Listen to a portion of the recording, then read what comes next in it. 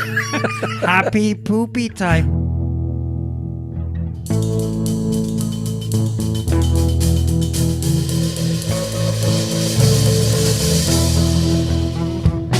Hey there, welcome to Motorcycles and Misfits. You didn't give us a chance to get it off the rails. No. You snuck it in there.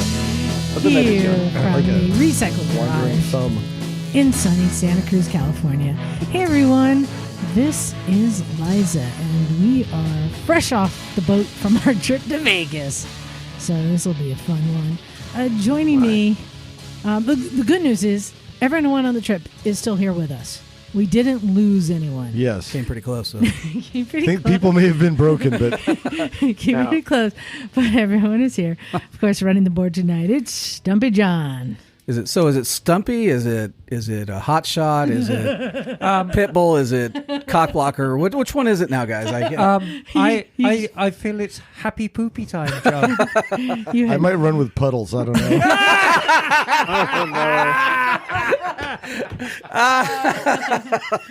He had many nicknames this Nasty weekend. business. But of course, what happens in Vegas stays in Vegas, right? It comes home with the laundry, I'll say that. All right. And on the classy girl couch, it's Miss Emma. Aloha, darlings. I had a splendid time in Vegas, and I behaved very well. Mm-hmm. Yep. Mm-hmm. That's the story we're sticking with. Everybody's acting odd. And of course, that is the sultry tones of Naked Jim. Yes. Yeah, my brain was a little fried from the flashing lights, of which we had a ton of. But yeah, great time in Vegas. I did actually have to take a motorcycle ride in the woods today, and I did that because I needed just some woods. Yeah, your brain got a little fried. It's hard to hang with Liza in Vegas. You can't hang with Liza. No. You cannot underestimate how hard it is to hang with Liza. She's a in machine. Vegas. Well, yeah. Hey, not just Vegas. Any motorcycle event, I'm just alive and popping. No Vegas. No, Vegas is Well, AMA, you And peak. vintage That's days. true, yeah. I mean, come on. All right.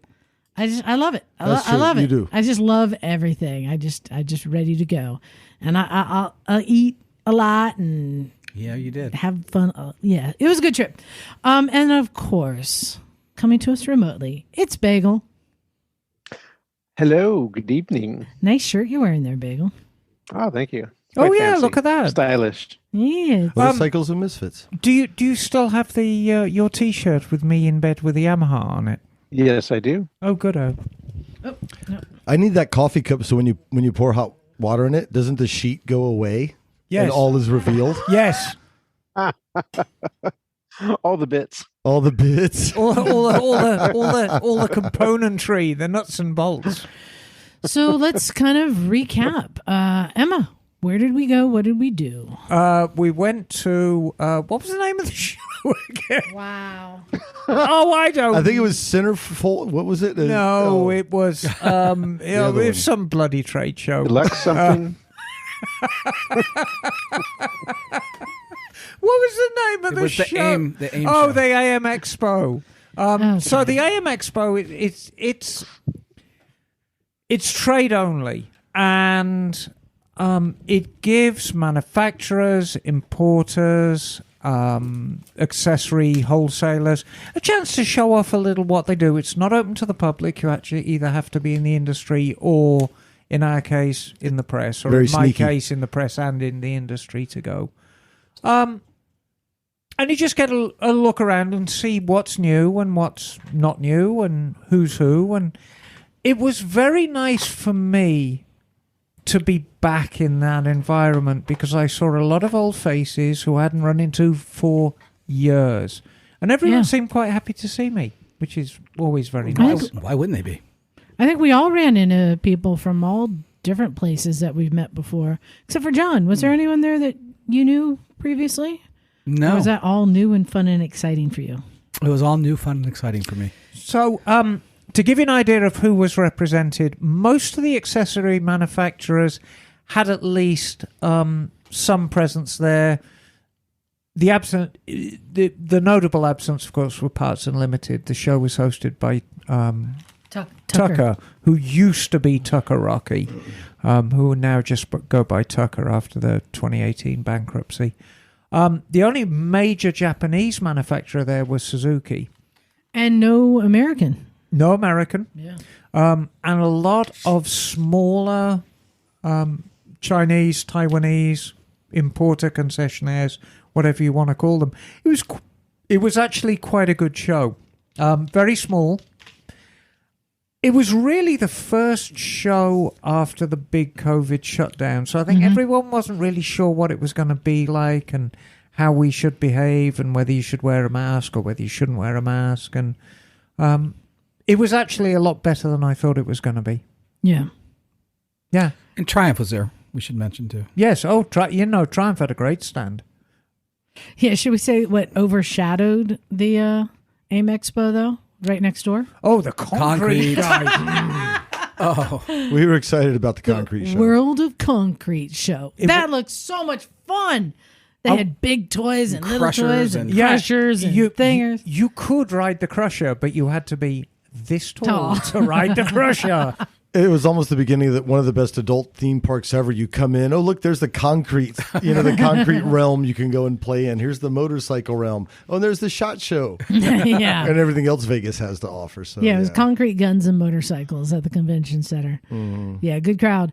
But yeah, as you said, not that many vendors showed up. In fact, hey, shout out Phil from Cleveland Moto was supposed to come. We were looking forward to seeing him. But he had to pull out last minute just out of safety concerns for his employees. Which I thought was really... I never thought he was a pullout guy.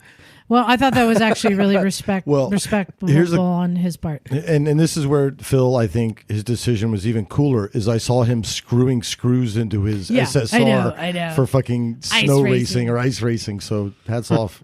Yeah, so a lot of people didn't come, but there was still a lot of people that we have met before. People have been on our show before. Well, I wouldn't say a lot of people didn't come. I would say that it was a smaller show. It was definitely more accessory oriented and the smaller, Chinese manufacturers, which was kind of fascinating. But Suzuki was there, so at least you had one big one there. But it was just a smaller gig. I mean, still COVID, for God's sake. The country's still on fire or whatever that means. Exactly. Yeah, well, what was the situation with masks there? Yes. Well, it's Las Vegas. So. It was shit showish. Yeah, it was. Oh, so, man. We usually don't talk about it because it's more controversial, but I'll just say, we went there fully intending to have masks, and we had masks with us everywhere we went. But I found that once I was there, and when there's like most of the people aren't wearing masks, or maybe you're seeing someone you've met before, so you kind of pull your mask down to smile and say hi, and it just became like, this is awkward. Like, it was awkward being the only masked ones. And I didn't feel, because it was in such a big room, that we weren't like breathing on each other. So I just kind of had mine on sometimes and not. And then when we went up to talk to somebody, I said, if they had a mask on, I said, would you prefer me to put my mask on? Yeah. Which was a cool thing if you saw people with them on. Otherwise, I would say it was schizophrenic. Bagel. At best, it was pretty much schizophrenic. I will tell you, the weird thing is taxi drivers. They either wore a mask or they wore a seatbelt. Never both. But we also had people. We had people with no masks rushing into our elevator, even though it was full. They're like, "Oh, we'll squeeze in." So there's like fucking 12 of us. John and I got off at one point. Then I'm like, anyway. Yeah, so it was hard. Please get tested. Oh, already tested. So far, so good. But too, time will tell. My rule was shows, taxis, and elevators. Always. I think the sheer exposure to neon light that you had prohibited you from getting COVID. But yeah, so the whole mask thing, it was kind of weird. It was weird getting used to it because we're so used to wearing them all the time. And I had it on a lot of times and then I pulled it out. It just all depended. That said, we met new people there. Just walking down the hall. The library school teacher you meet walking down the hall, not sure who she is, going to lunch. Oh, she won the Sturgis half-mile flat track 3 years in a row. Exactly right. I know. And that's the least of her accomplishments. But yeah, we'll talk more about that. Yeah, or just randomly walking up to different vendors and like asking them about their products and finding stuff that's fascinating you didn't think was. And you never know who you'll meet. Yeah, well, the good thing is we did interviews with a lot of these people we're talking about, and I think that episode is going to be coming out next week when I edit it together. Cool. Because we're going to be doing the Numbnuts Challenge next weekend, so I'm not sure we'll also be able to do a podcast after sitting on a bike and winning the challenge. There were good stories. We had some good stories in the interviews. I thought it's something to look forward to. Yeah, but we had a good time. John stole my shine some of the time, No, you got it back. and then I got it back, and then I shared it. You did share it. So I think the plan that we've come up with every time we go to AimExpo in Vegas is win a lot of money on the slots, and that pays for our evenings. Which pretty much Liza wins a lot of money on the slots Right. and pays for our dinner. Hey, I won a little bit. And I got too. a little mojo. John took $300 to the steak dinner. So yeah, cheers to John. Yeah, no. I'm trying to think. Oh, Ricky Carmichael, he spoke, Yeah, keynote speaker. and I like I've been thinking about his message. It's like he was talking about a lot of his success. So, his Supercross champion. A lot of his success came because he set attainable goals. And he said, like, instead of saying, hey, I'm gonna win the championship this year, he said, like, just one race at a time, and like, hey, if I get third in this group of guys, I'll be really happy. He set attainable goals. And I thought that was an interesting perspective, rather than most people are like, I'm just gonna crush everyone. Yeah, it was cool watching him speak. It was a motivational type speech, which was kind of, okay, cool. But they had a lot of cool pictures of him racing, old family pictures, and he got to tell a little bit of some stories and all that. Well, I mean, it's the greatest of all time. So how often do you get to sit there and listen to him speak? And after you watch enough of his videos, like I watched his highlight crash video, it's like, how does that guy even walk? It's amazing. But look at his career. I mean, so it was cool to see him speak. Well, and one of the interesting things that we didn't record, but just the people that you have conversations with. And when you stay there long enough, you go up and you start having conversations with people. And Em and I went over to the DID booth. Yes. If you're familiar with DID, they make chains. Bagel wouldn't know what that is, but DID, Bagel, they make chains. They're used to power our motorcycles to the wheel. Yes. Yes, just so you know. They also make rather nice rims as well, and a lot of stuff. Well, there's been a ongoing debate here at the shop about Masterlinks and which is the better kind. You have clip Masterlinks and you have rivet Masterlinks. Do you have any opinion on this, Jim? So I'm not sure if I have an opinion as much as I have experience, but my general opinion is the more horsepower to the rear wheel, the more likely you are to use a riveted Masterlink. The less horsepower to the rear wheel, the less likely I am. The more likely I am to use a clip. And painting, I have based on nothing more than just seems right. Jim, painting with a very broad brush, you're absolutely right. However, as always, there's more to it than that. So The subtleties. I went over to the booth and I said, hey, can you guys settle this debate? Yes. What is superior, clip or rivet? And, the new Rossi one that has a 46 yeah, on I know. it. Yeah. And the first guy I talked to, he said, clip. Yoshi. Okay. And then the other guy next to him, he goes, rivet. I was like, all right, fight to death. And this is like the number one chain seller in the universe, Yeah, right? the two they guys sell in the winning booth. chains to everything, and they still have a 50-50. The two guys in the booth. So I'm like, okay, now wait a minute. I thought there would be a clear answer. So then that developed a conversation. And these are the kind of conversations that are fun to have at events like this, Right. where you really kind of get into it with people, Because not all clip links are created equal. Well, yes. What was the rationale for the clip link? Let's hear a brief debate, or did you do an interview? No, we didn't do an interview. So what's the quick pros and cons? Go So ahead. the quick pros and cons are thus. Properly installed, a rivet link is the stronger of the two. However, it's far more marginal than you think. And if you are non-professional, it is far easier to screw up a rivet link installation than a clip link. Yes. Now, when I say that clip links aren't all created equal, DID do a clip link where you have the plate with the pins going through, and you push that through from the back. And then the plate that goes on the front, you don't just push it on, you actually have to press that on with a tool and then put the clip over that. And they were saying that that is within a certain percentage as strong as a rivet link. So I have a question. If I were to have to buy a new chain for my Gixxer S1000, and I got it from DID, and it was your typical chain. What would it come with, a clip master link or instructions to do a rivet? I think for a 1000cc application for like 160 horsepower plus application, it would come with a rivet link. However, you would need to make sure that you use a proper installation tool. Yeah. And DID have their own installation and braking tool. Yeah. Okay. Good. And they will also give you a spec for a caliper. Yep. And actually diameter that you can check with a caliper to make sure that you've mushroomed the chingadera, the proper amount.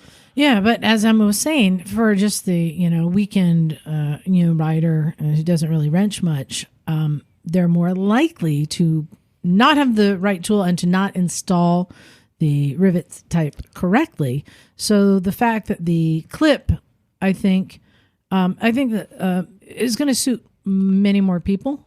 That's good to know, because that's a lot easier at the end of the day. Yeah, I mean, and that's the point. That's the point. And occasionally, if I'm tired, or I'm just not paying attention, I can screw up a rivet link even now, and it's damn. And so you have to grind it off and redo it if you have one. And if not, that job gets kicked down the road for 2 or 3 days while you wait for the next one. So you've really got to be on the ball to fit a rivet link correctly. The biggest mistake people make is not maintaining their tool properly. And if the tool gets a little bit of wear on it, or the part of the tool you use to mushroom the head gets a little bit blunt, or if you use it dry and you crack the hollow pin when you're trying to mushroom it over, you're done. Yeah. Yeah, but as Emma said, even with a clip link, you can do that wrong as well. And in fact, when I was talking to Knock, he said, I only use rivet because everyone I know who's ever had a chain failure, it was a clip link. So, Emma, correct me if I'm wrong. I've heard that it's possible that that the clip is one way, that you need, if you put it on backwards. Yes, it is one way. That it can come off. Theoretically, I mean, the idea is a clip is a directional clip, and it has an open end and a closed end, and the closed end faces the direction of travel of the chain. So if it's in the upper row of the chain, the closed part is facing forwards. The lower run of the chain, the closed part is facing backwards towards the back of the bike. And the idea being is if you hit a rock, if you hit a stone, if you hit a twig or something, it's going to push that clip on harder rather than push it off. Now, I'm really old school. So what I do whenever I use a clip link, even now, I'll fit it, put the clip on, clean it with brake cleaner, and then put a blob of silicone over the top of that, so it really can't move. So you have this blob of silicone. Interesting. That's the real old school way. Okay. Very few people do that anymore. Yeah, all my dirt bikes have the clip. Yeah. The one that's riveted is the FC1. But generally, as long as it's on facing the correct direction and it's correctly fitted and your chain is correctly adjusted and lubed, shouldn't have a problem. And then we hung out at the Suzuki booth a lot, talking about bikes. Now, Emma, they were great hosts. Did you warn them about me? What did you say? I said nothing. Oh, you did. You warned them about me. No, I didn't. You did. Is that when I looked over and there were a crowd of sales managers listening to Liza teach and preach? Yeah, I did. Oh, I did. No. You did. You said something. The only thing I said to them, and I said it to the technical service manager, Steve, who I've known for many, many years. I said, Liza is happy to give out unwarranted advice, and you'd better listen to her. And you were.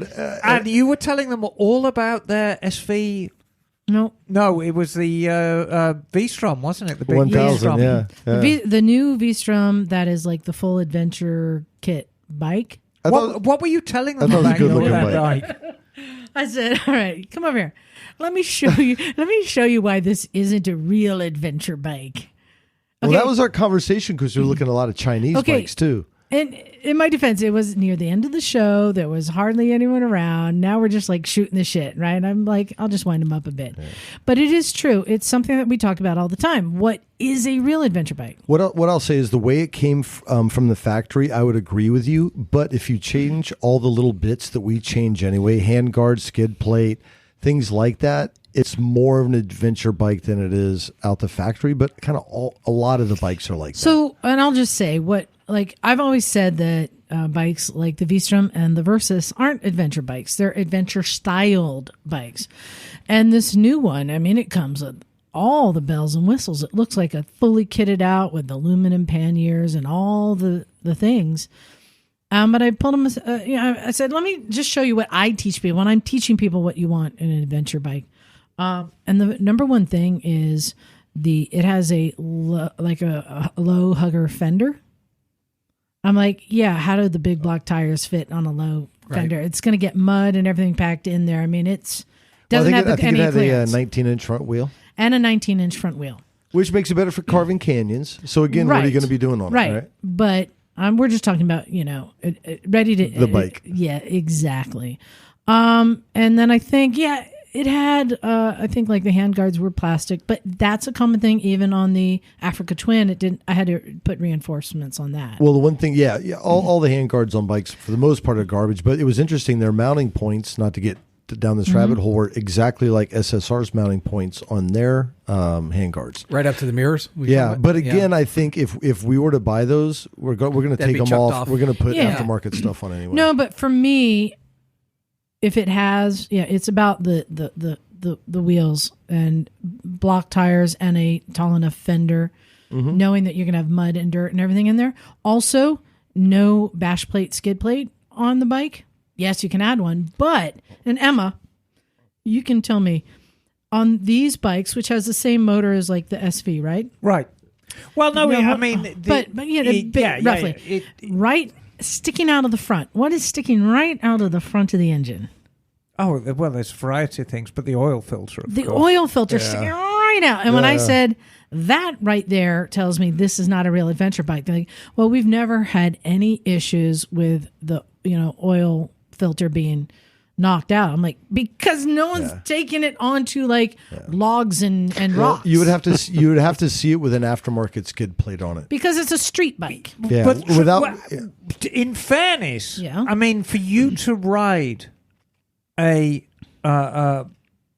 bike over a log, it would need to be built like the Incredible Hulk. Right, but I'm not just a pointing small out bike. There are, the Tenere, the GS, the Africa Twin. There are bikes that are built with that in mind. And then when you see these bikes that look like that, they're styled like that, but have I think, a major flaw. It's like having exterior genitalia. I mean, it's gonna get hit. Yeah. Well, I think so. It needs a cup, is what you're saying. I think boys do, Liza. Well, no, like I said though, if it does have an aftermarket, Flatland Racing, skid plate you can put there, and it does protect that oil filter. Like I said, I put a new skid plate on every new dirt bike I get because, as we know from the factory, they're not the best. I was winding. But I know what you're saying. You were just. But it was all good feedback, and they were taking notes feverishly.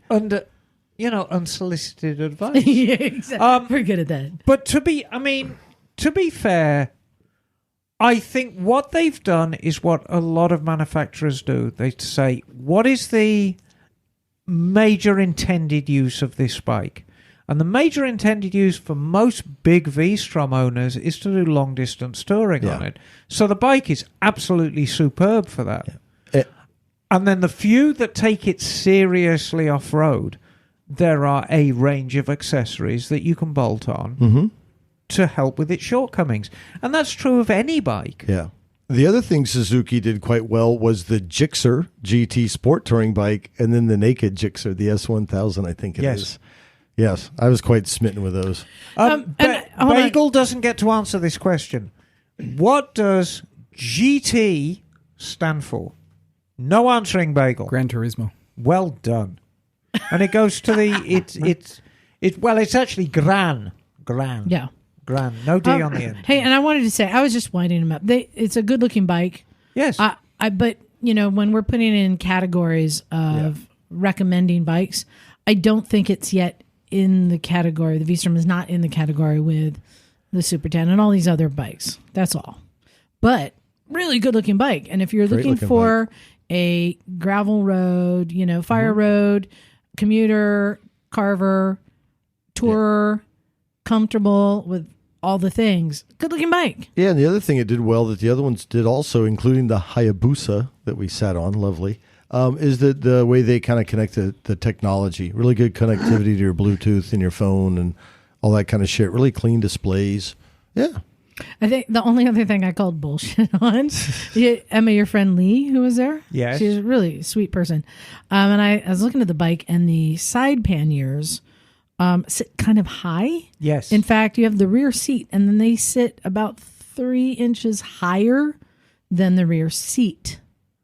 And I was like, what's up with that? That looks weird.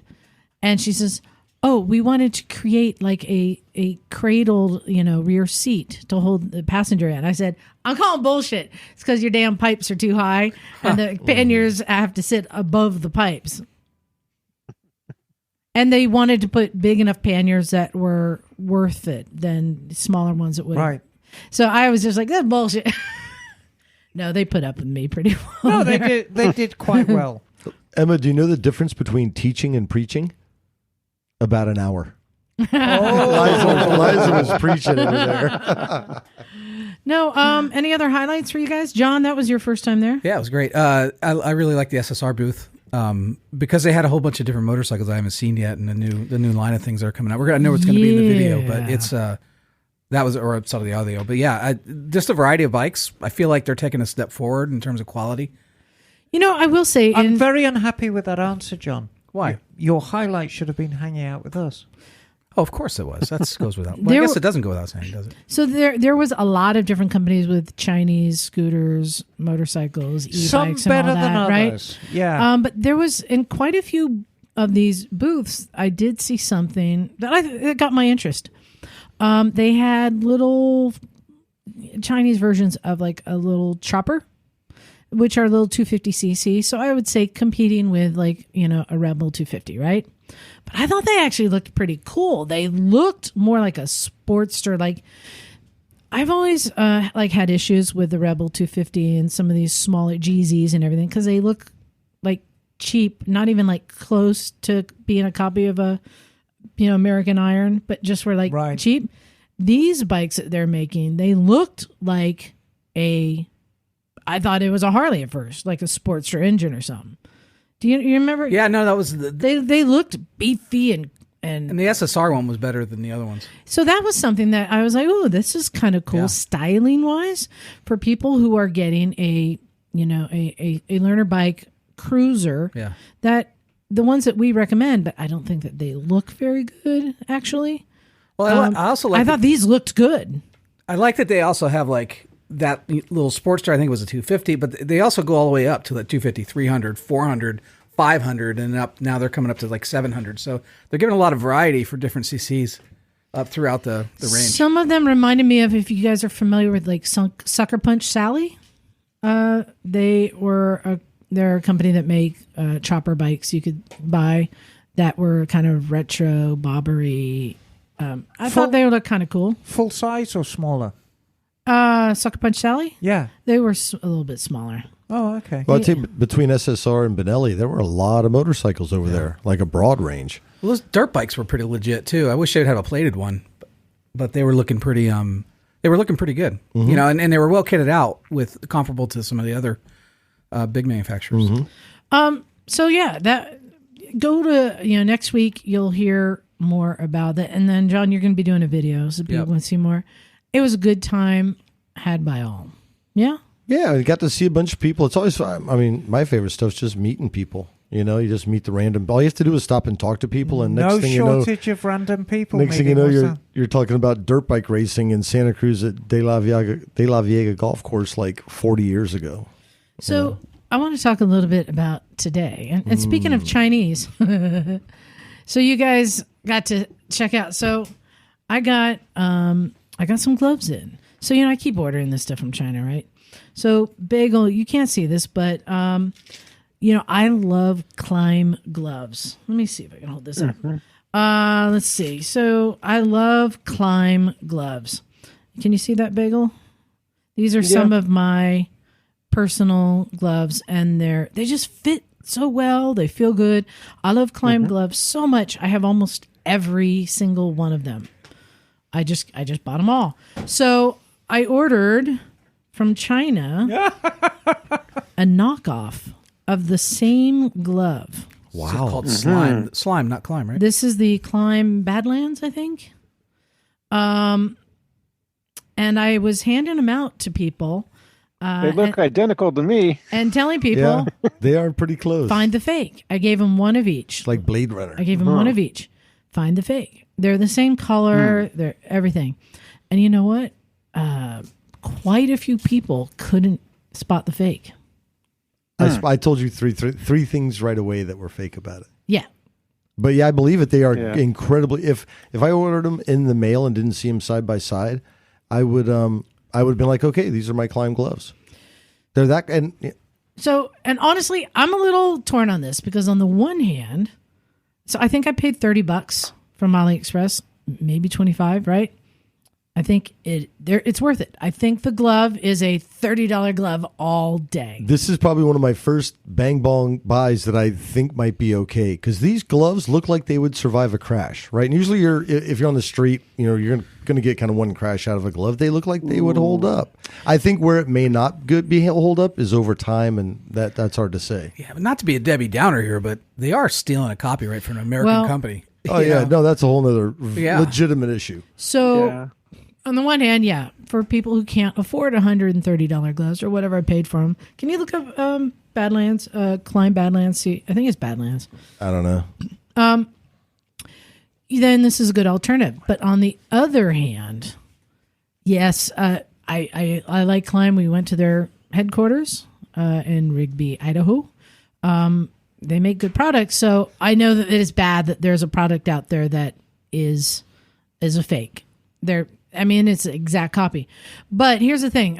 If you look at Emma, let's see. Oh yeah. So yeah, the $149. $150 versus $30.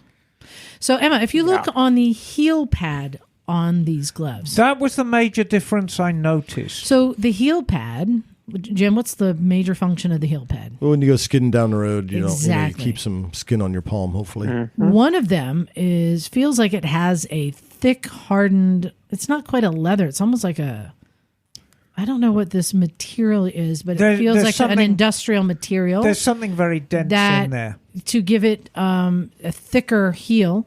And the other one, it's simply just fabric with threads through it and padding in it to make it appear like the other one. And then the same applies on the pads that go just above your palm. So that's where I'm like, if you actually are sliding down there, that can fail and can go through. The quality of the leather is similar, but the fake, it's a little bit thinner. But that's one of the things I love about Klim is that they have a very good quality, thin leather that feels good but is durable. So it's hard to know what the quality of the leather is here. Yeah, well, it's kind of like you'll know after time. After you put a few thousand miles on them, then that'll be one way to judge the quality. But interesting, though, to see how close it is. The first thing that popped out at me, maybe it was because we were in Vegas looking at some of those bikes, it was shinier. The cheap one, the knuckle protectors that are kind of plasticky, they pop a little bit more. And for some reason, it's like things that pop a little more, I'm a wee bit suspect of. And here's the thing, too, is that this knockoff is just designed to look just like the original. But looks can be deceiving. And because it's not made of the same materials, that means it's most likely not going to hold up the same way. And just like the palm pads, are probably not going to hold up to a road rash situation.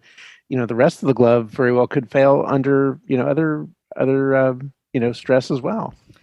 Yeah, and I want to be clear also, I didn't get it just to get a cheap glove. I really did want to compare, and so I'm using this more of like a teaching thing to really see what to look out for. Just from a simple perspective, The Klim one is far more comfortable.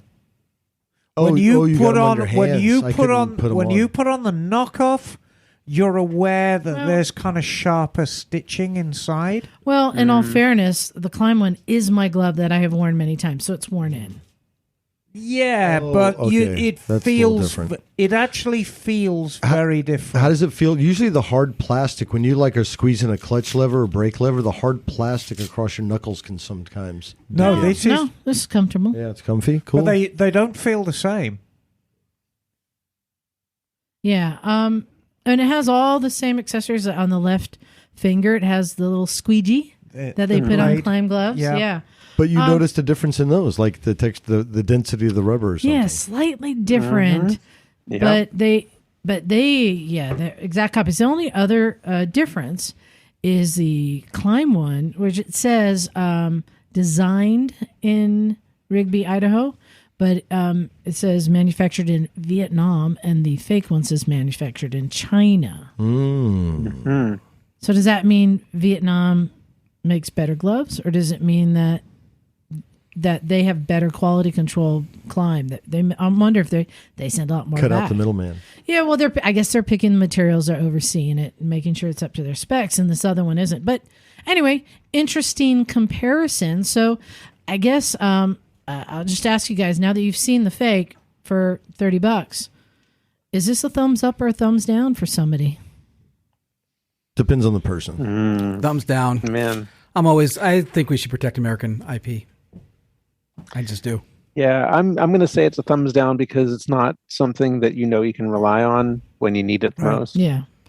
And generally, I find the days of genuine bargains are long gone. You get exactly what you pay for. Yeah, I agree with that. Yeah, and the thing too is that this is not just a this is not decoration. It's not just for looks. This is a functional piece of equipment. You want it to work right when it's when it's necessary. So I'm going to share my answer, and it might surprise you. You probably think you know what I'm about to say. I'm going to say actually thumbs down, but only because they put the Klim name and labels on it. I found another pair, the exact same thing, where they removed the Klim name from everything. And I think that's okay. And that's where I'm because like, aha. now you're just buying $30 gloves. That and you they've buy- Right. copied. I don't think that this is, patent. I don't know if it's patented design. I mean, they literally copied all the cuts and everything, but they're not putting the Klim name on it. And that's where I don't have an issue with that, I don't think. Well, at some stage, it's kind of being authentic or not authentic to other people. Mm-hmm. There is a whole industry of purses and shoes that do knockoffs of very, very expensive purses and shoes. Just because you can walk around, oh look, you've got this Chanel purse, which is a knockoff, or you've got the red bottom Louboutin shoes, and they're a knockoff. So they just so you can look posher than you are. I was actually watching a reality show, and these people are out shopping in LA, and like, ooh, let me see that vintage Chanel purse, and like, yes, it's actually 1987 knockoff Chanel purse, which is now in a vintage, shop, because it has value itself, Right. for being a 1987 knockoff. They announced that's what it is, but it still has value. So that's my only thing, the branding. Emma and So- I went to Chanel, the real Chanel. Oh. Yes. Oh yeah, you did. So anyway, that's my kind of recap on these gloves. It's kind of interesting. It wasn't as bad as all the other stuff that I got. Oh, are you jealous of my new bedding? Can you see that, Bagel? That's my pillowcase. Oh, yeah. Is that a pillowcase? Oh, it's I a got a- pillowcase. Yeah, I got a bed set with a dirt biker printed on it. Duvet, everything. Yeah, it's most of the time when I'm getting this stuff from China, some of it is a hit, some of it's a miss. We'll see. The new We'll rug is great. I like the new I rug. know. We'll see how it holds up when your cat pisses on it. I know. I'm still very fond of the KTM bath mat. Yeah, but I like that. That was a great one. It hasn't disintegrated yet. So I wanted to talk real quick about something we worked on today that both Bagel and Emma had some input on, but Bagel doesn't know how this turned out. Oh. So we had Michael come by today on his Vespa. What was it again? What kind of Bagel? This was a GTV 300 Sage Giorni model. Yeah, whatever he just said. And so it's a replica of the original 6-day racer from the 1950s. So Michael said that his check engine light was on, and for some reason he asked me for help. Well, that's because your check engine light's on. So I went, sure, I can help you, and I dialed Bagel. And so Bagel you asked him some questions. You want to kind of tell him how you were deducing what caused the check engine light? Yeah, so basically the Vespa GTS and GTV series have a check engine light, which is just sort of a dummy light that will come on when any sort of code is thrown by the ECU. So you really don't know what it is until you put a scanner on it. And because nobody has a Piaggio scan tool, we couldn't see exactly what it was. Mm-hmm. So I kind of asked him a couple questions about the bike, how it was, how many miles. And it's a fairly new bike, only a couple of years old, only has about 3,000 miles on it. No, I thought it was a 2020. Well, yeah, was it 2020? Okay, yeah, maybe. 2020, but yeah. But yeah. So it's but it's only got 3,000 miles on it. It hasn't been through a whole lot. But he did say something very interesting. So that after he had the 500-mile service done at the dealership, he did not check the oil in it after he got it back and rode it around for quite a while. Not realizing that there was almost no oil in it. It was down just the very bottom of the dipstick. Yeah. Did you know that, Emma? But No, I didn't. Wow. He didn't tell you that. Yeah, he told me that. So he filled it back up, and he said it's run fine, ever since. And it wasn't completely out of oil; it was just very low. But I said as long as he wasn't doing any real hard riding on it, real high speed riding, it probably is okay because it still had some oil in the case. But hopefully, that didn't do any long-term damage. So what I suggested the main culprits could be is one, the battery, because the ignition system in the bike is run off of the battery.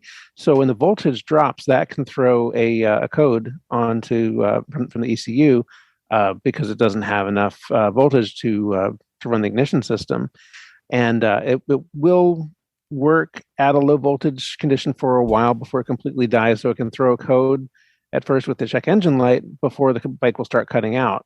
And so I suggested that could be a possibility and recommended that he check the voltage that the battery is putting out.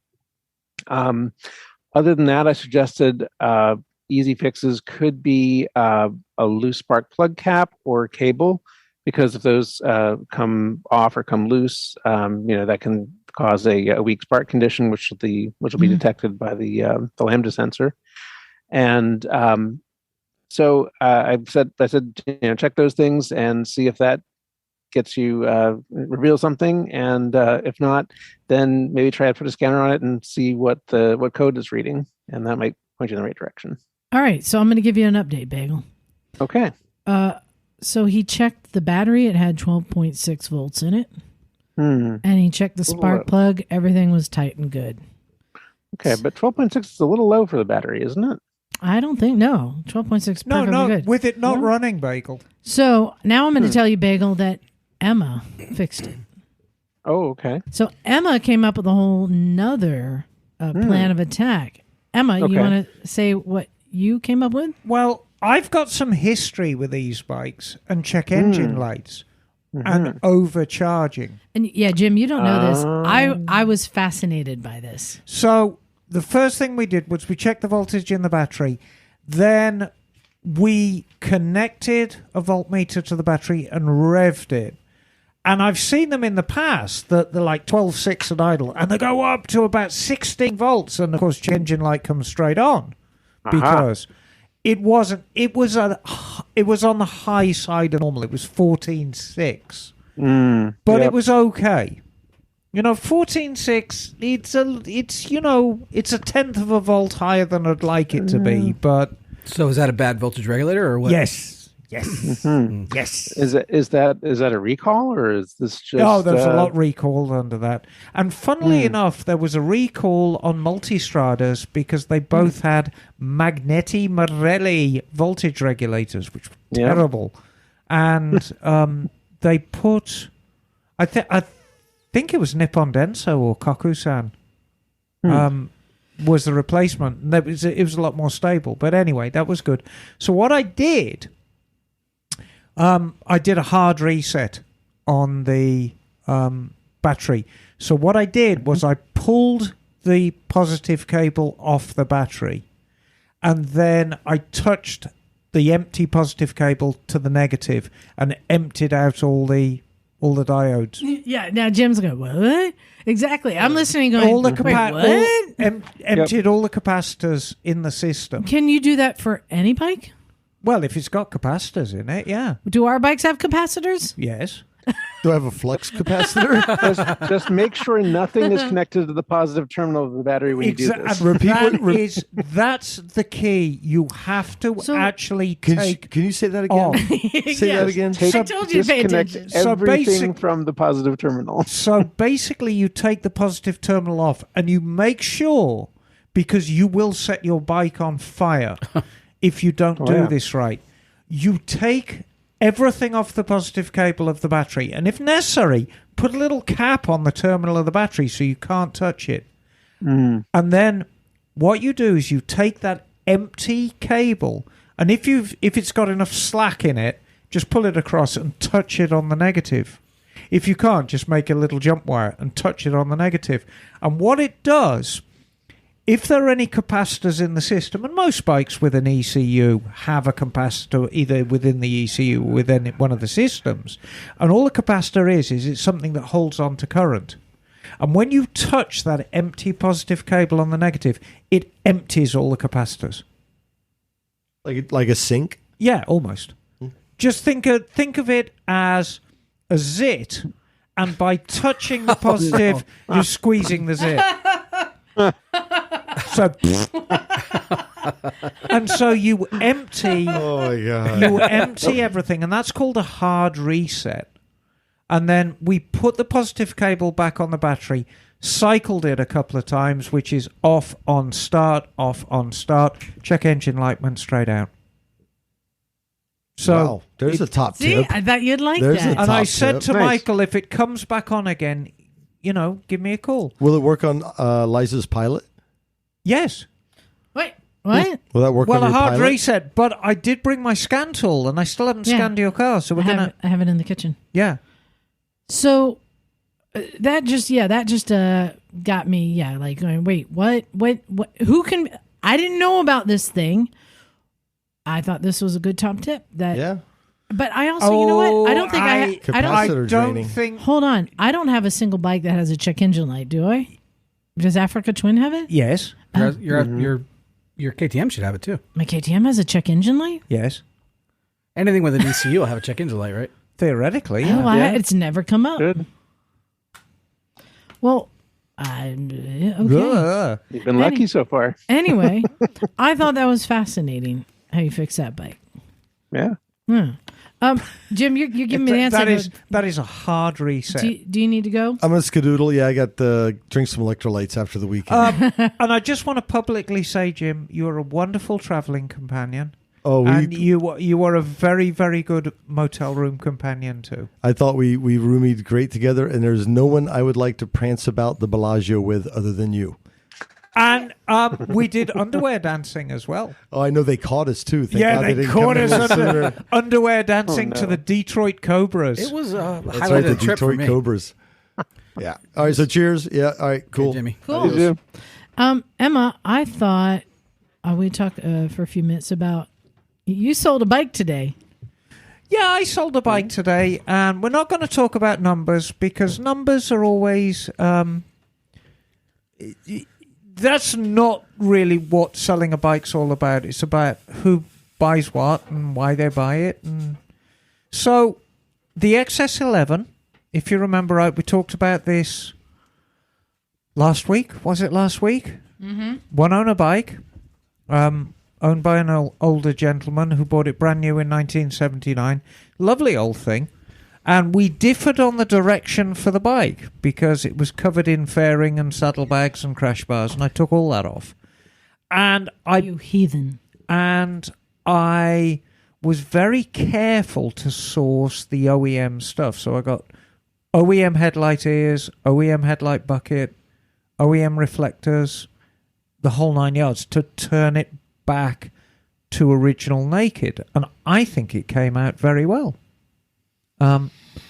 Anyway, I was not planning on selling it, and Doug came along today and he said, I must have that. Well, actually, his girlfriend was particularly taken with it.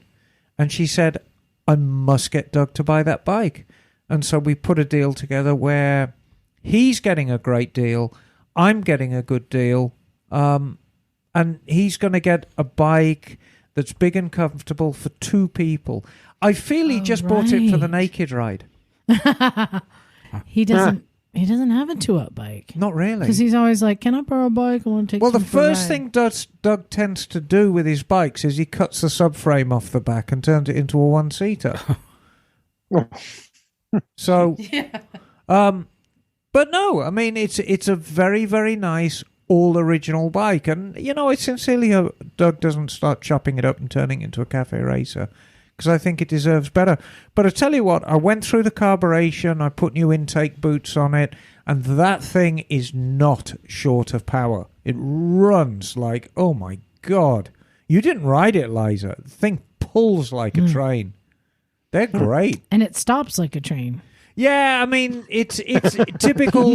It's 1970s brakes allied with brake pads that have been, you know, nicely lubricated with fork oil. So, you know, it was a difficult decision for me because had I put brake kits in it and pads in it and fork seals in it, it would not have cost me a great deal of money, and I could have got a great deal more for it than I did. So I thought, well, I'm doing Doug a bit of a favor here, but he's happy. Let me ask you something. We have a guest who's going to be coming on shortly, but let's take a little time to. I want to ask this question as somebody who also loves vintage bikes. You have these bikes that have motors that pull. I mean, they still feel so. Oh, they have all the power. Yeah, right. But they're heavier bikes than what we're used to now. Right. And the brakes are subpar.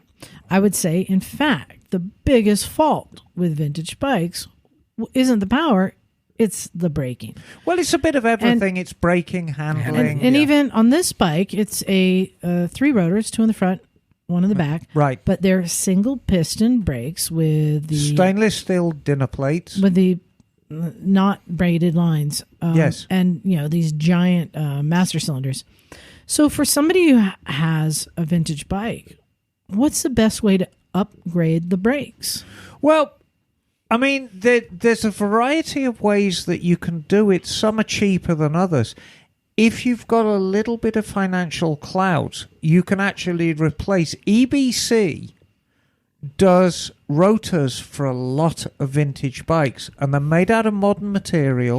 So the rotor, see, I never thought the rotor was a big part of it, huh? Well, the rotor's a big part of it because, of course, the EBC rotors have a pattern within. They're drilled, they're slotted. It helps disperse heat. It helps get the rainwater out. It does all the things, almost all the things a modern rotor does, but they ain't cheap. So let's just list off real quick the components. You got the rotor, that can be upgraded. Yes. You got the lines. That can be upgraded. The master cylinder.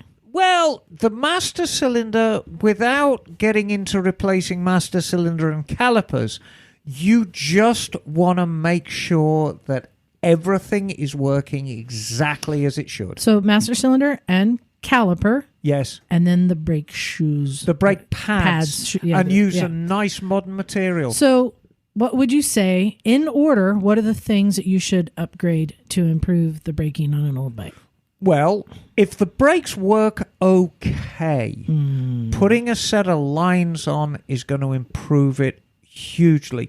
Largely because if you've got the rubber if you've got the rubber brake hoses on it, They're the originals. They're 40 years old. And explain why it makes a difference to put like a braided line on. Oh, it makes a huge difference. It's a very, very simple test.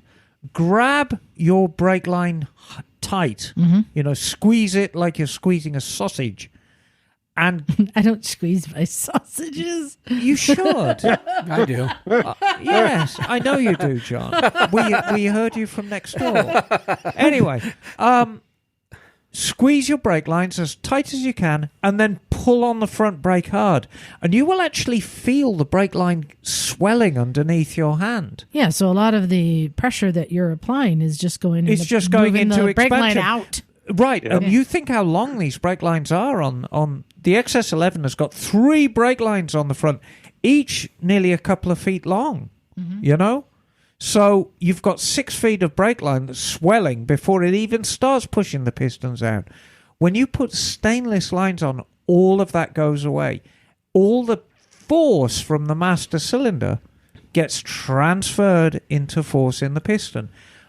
Single piston caliper, the way they work, the piston is pushed out and that applies the pad to one side of the disc, and then the whole caliper slides the other way, which applies force to the other side of the rotor.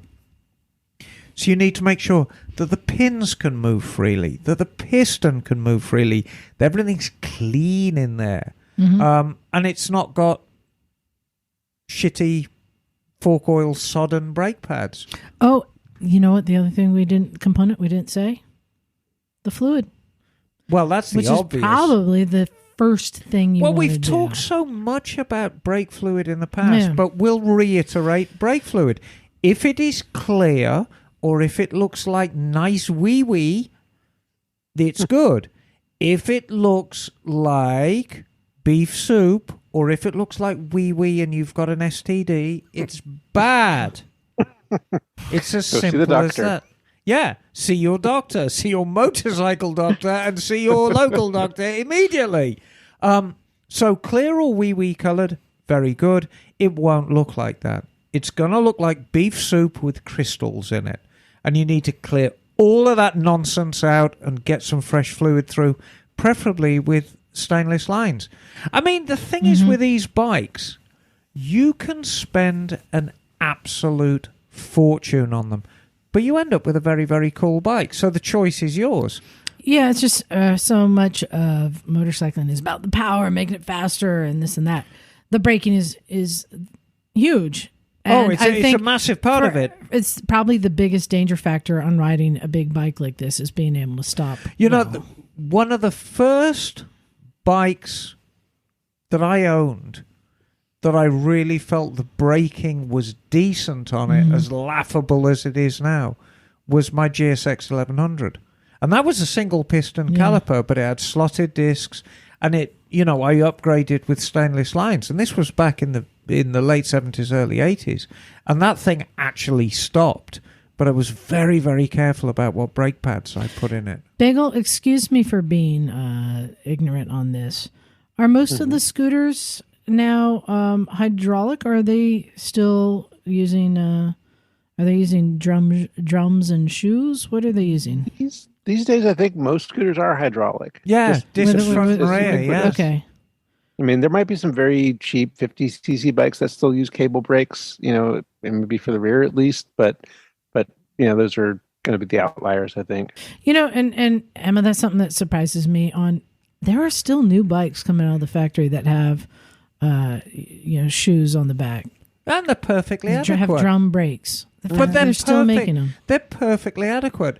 If your rear brake is strong enough to lock up the rear wheel, then everything comes down to how it feels.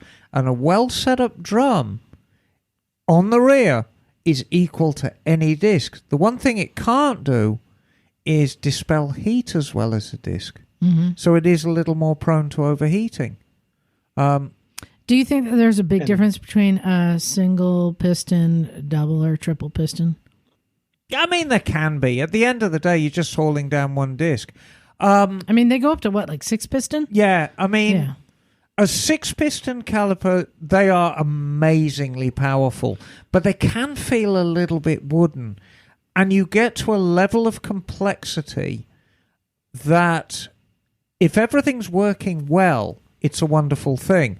But it's such a complex piece of device. It's like, you know, I'm not sure about this.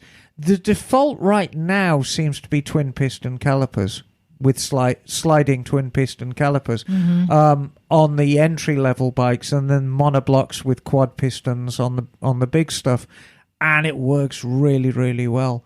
And when I say a monoblock, I mean the caliper is cast as one piece and not bolted together left and right.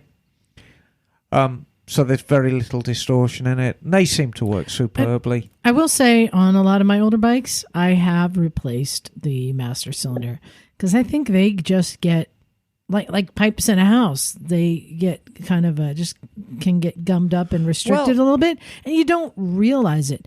And there's a lot of companies that are making aftermarket reproduction. Well, again, we've talked about this so many times before, but it's always worth reiterating it.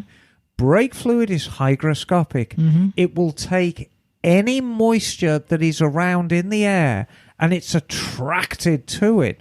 So the brake fluid is containing corrosive contaminants that is eating into your master cylinder, that's eating into the piston in the master cylinder, that's eating into the seals.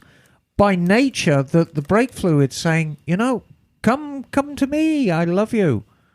So there you are. Yeah, and a lot of people don't realize master cylinders you can rebuild. I know I've ordered the new reservoir because you get some of these older bikes where it's cloudy and maybe getting warped or a little cracked. Oh, you can buy everything. And you can just rebuild. All the metal bits are going to be pretty good. When you strip it all apart and replace the reservoir, the cap, all that stuff, you can completely rebuild it. Yep, and the piston and the seals. Run a tiny little boring hone down it and get it nice and clean again inside. Oh, you can do any number of things to them. Yeah. Well, we're waiting for our guest. She's going to be on any second now. Ooh, that's the first clue who the guest is. Wow. Exciting. Second clue is it's somebody who I have met in person, which is pretty cool, even though she doesn't live anywhere near here. While we're waiting, Emma, what do you want to talk about? Well, blimey. Just drop it on you. Yeah, no, put me on the spot. No, I wanted to talk about what a fun group the Misfits are to hang out with. Well, you know, we were saying the AimExpo was not, you know, it wasn't open to the public. There was a lot of vendors missing. We still had a blast, right? Oh yeah. And actually, I think they would be hard-pressed to admit it publicly, but people actually enjoyed seeing us coming towards them because at least they knew they were going to be entertained. We're a little bit of a party. Yes. A little bit. Yeah. Didn't you say the highlight? Who was it who said the highlight of the trip was hearing me and you argue about peas? Oh, that was the greatest conversation I've ever heard. You know, you'd better not be disrespectful to garden peas in my presence, Miss Miller. You know, you said two favorite moments. One was Emma and I arguing about peas. And then the other one, do you remember? My favorite other? With me and Jim. You know, I'm still playing with half a deck. Yeah, you right still have a deck. And I'll just say, for whatever reason, Jim ended up sleeping on the floor of my hotel room. Like a dog at the foot of the bed.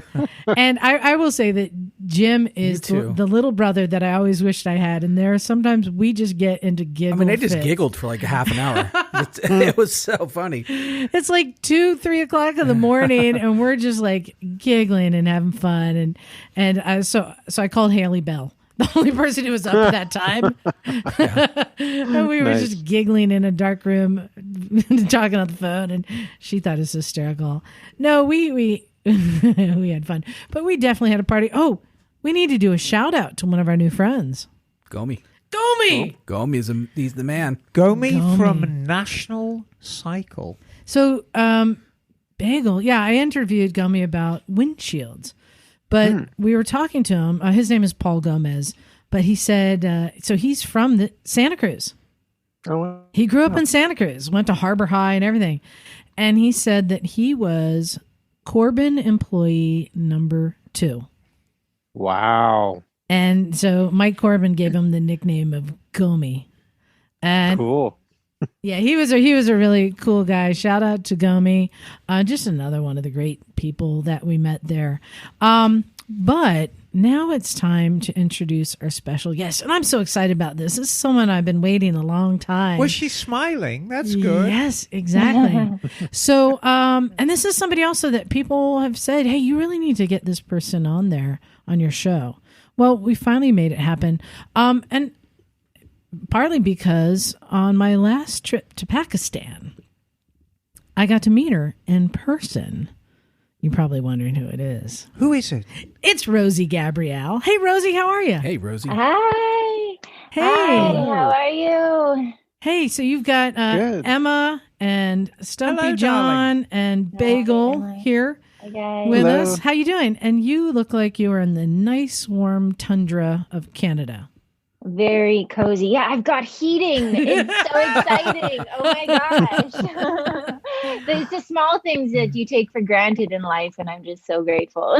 Yeah. So, for people who don't know who Rosie is, maybe you do. Rosie, you would say you're most well known for your YouTube channel for vlogging your travels, moto travels around the world.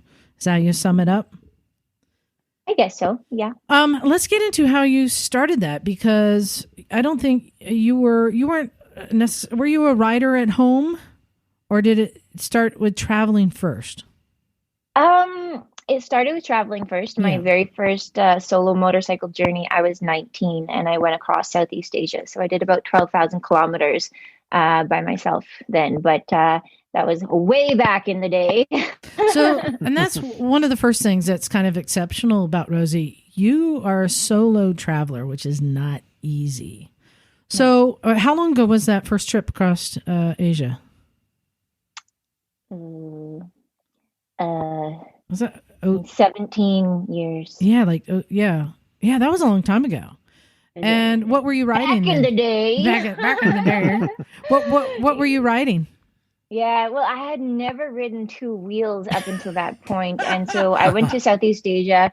I wanted an adventure. I wanted to get off the beaten path. And when I got there, it wasn't quite what I anticipated. So I rented one of these semi-automatic scooter type things for the weekend, and I was pretty much sold. I was like, oh my gosh, this is how I have to travel. So in Chiang Mai, I bought a bike, a 125cc, and back then there was no GPS, there was no fancy phones or anything like this. You had a paper map. So I was basically like, okay, all right, let's go. So then I did, it's not even like logistically possible to cross the borders. I don't even know how I got away with it, but I did. I did Thailand, Laos, Vietnam, and Cambodia. And and that kind of set me off on this new love for 2 wheels and adventure riding. And it kind of, it was you woke, start of it all. You woke the beast. I did, yeah. So, and how long? There's no going back. How long did that trip take? That was 6 months, and I did 12,000 kilometers. And you said So you were 19? 19, yeah. Wow. Dude. Young spring chicken. Yeah. So That's I mean, awesome. that's incredible. So, so traveling was your first passion, though? I was introduced to a bunch of like different group kind of travels. Before that, I did a lot of volunteer trips to Guatemala, Romania. I was working with orphanages and children and these sort of things. So I kind of got to see a different perspective at life at a very young age. And so seeing this, I really wanted to see more, and I wanted to explore and go deep. All right. She's now turned into a bad robot. Rosie, if you can hear me. Oh, no. Oh, no. Rosie, if you can hear me, you've turned into a bad robot. I think the internet connection. Oh, Oh, she's gone. we dropped her. Oh, Yeah. oh no. Yeah. So she's going to come back. And when she comes back, we'll just ask her to maybe turn her video off. You guys, did you catch all that? 19 years old and set off for 6 months. That's already, this is And- not standard. And And no writing experience. No writing experience. Third writing. I have a suspicion she's not short of self-confidence. Mm-hmm. I think in order to embark on a trip like that, you have to be pretty cocksure of yourself. You know what? I'm just taking a guess here as somebody who's just spent a brief time with her. I think it's not as much confidence as it is putting faith in the world. Yeah, maybe that's true. And I'm basing that on the fact that because she vlogs her trips, so you see the times that she's struggling and she's having trouble and she has to rely on the help of strangers. And that's one of the things that's kind of cool that she shares, not just here I am doing this and going here and meeting this. She shares her struggles and the hard parts. As we're waiting for her to come back, that's too bad. Did that pique her interest? She's got some pretty interesting stories. Yeah. I know. I didn't realize that's how she got started writing. Yeah, I know.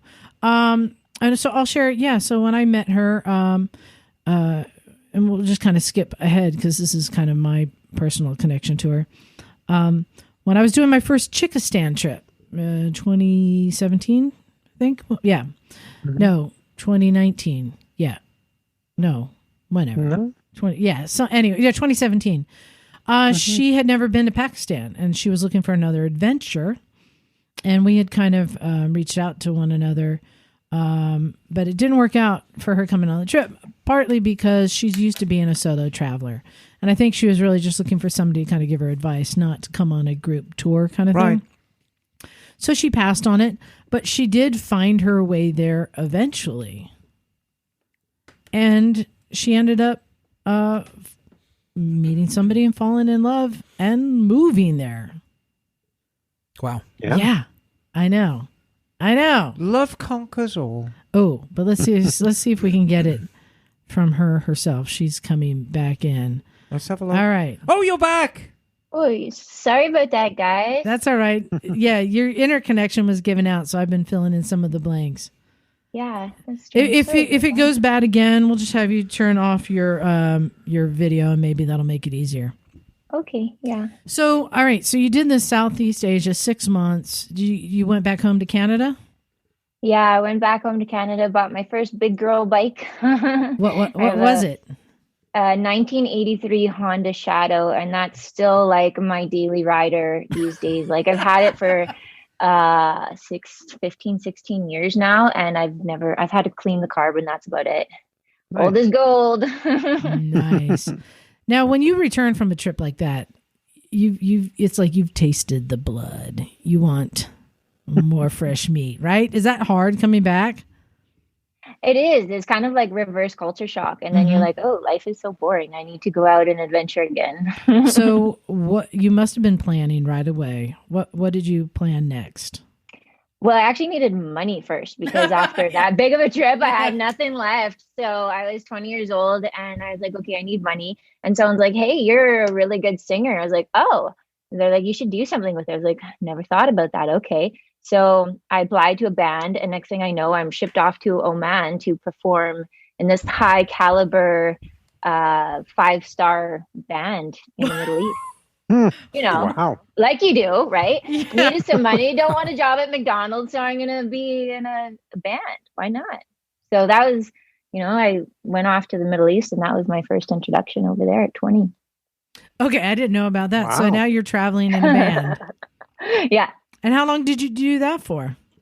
I did that for a couple years. I played predominantly in Oman and Dubai, and then stayed out there for some time. I was a rock climbing instructor for a couple of years, and then I started up my own photography company, and I was working for the royal family for some time. So kind of got caught up in this, momentum of life, and I was like, okay, what's next? What do you have for me now, life? So but I wasn't, as much as I loved my job and what I was doing, because it was quite thrilling and exciting, I just wasn't happy, in my heart. I'm like, why aren't I riding my motorcycle around the world? Because after I did that trip when I was 19, that was my dream, right? Like all I wanted to do was ride around the world. And it wasn't, in fact, because you asked me when did this whole YouTube and, full-time travel thing started. It wasn't until a friend of mine passed away about 6 years ago in a car accident, and he was 31. And I was going through our Facebook messages, and over the years of the same thing, I'm like, okay, I'm not happy with my life. I just want to be riding my motorcycle around the world. And I was like, hello, why have I not listened to myself? What am I doing?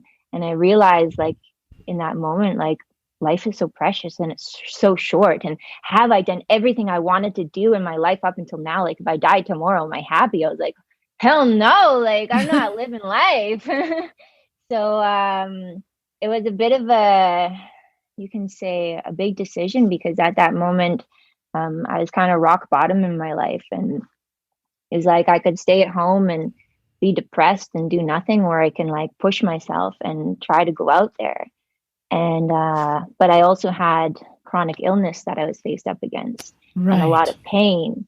And so I was like, well, how can I do this? How can I go out there on a bike trip? Like, how can I do this? And it's like, well, what are your options here? So at the same time, I really felt like I saw the world differently, and I wanted to share that with people. And I just had this vision of inspiring millions of people. And I had no idea. I was so afraid in front of a camera. You can't imagine back then. I was just like so insecure and so nervous. But I was like, I don't know how I'm going to do it. I don't even have a bike. There's no way I'm taking my shadow around the world. I mean, it can be done. But I was like, I don't have a bike. I don't know what I'm doing, but I know I want to go out there. So I just pushed myself, and doors just opened, and I got bikes, and things just happened. And it was awesome. That was 6 years ago now. So I started this kind of full-time travel journey and documenting it. And was that Africa? I started in Oman because at the time I had already packed up my stuff. I wasn't living in Oman anymore because I was there for about 10 years. But I knew the country, and I was working part-time. So I thought, you know what, I'm going to start here. It's an amazing country to travel. Like, literally, there's so much vast land and adventure and just diverse scenery and amazing people. And so that's the place that I started because I was really comfortable there. And so I did 3 tours across Oman in different areas. And then after that, I went to South Africa, and, kind of like this whole, I have no idea how it's going to do because I didn't have a bike. But at that time on social media, someone reached out to me, and they're like, it was a German guy. He's like, oh, I rode my bike from Zanzibar to Cape Town and it's stuck there and the carnet is running out. He's like, can you return my bike for me to Zanzibar? I was like, yeah, I can. So I was like, all right, booked a ticket to South Africa, and it was a Yamaha XT660. And I was so ready. I planned this big route all across Africa. I was so stoked for it. And I arrived in Cape Town. I took one look at this bike. I was like, oh shit. What am I done? This thing had been sitting by the ocean, rusting like from the inside out for 7 years. No.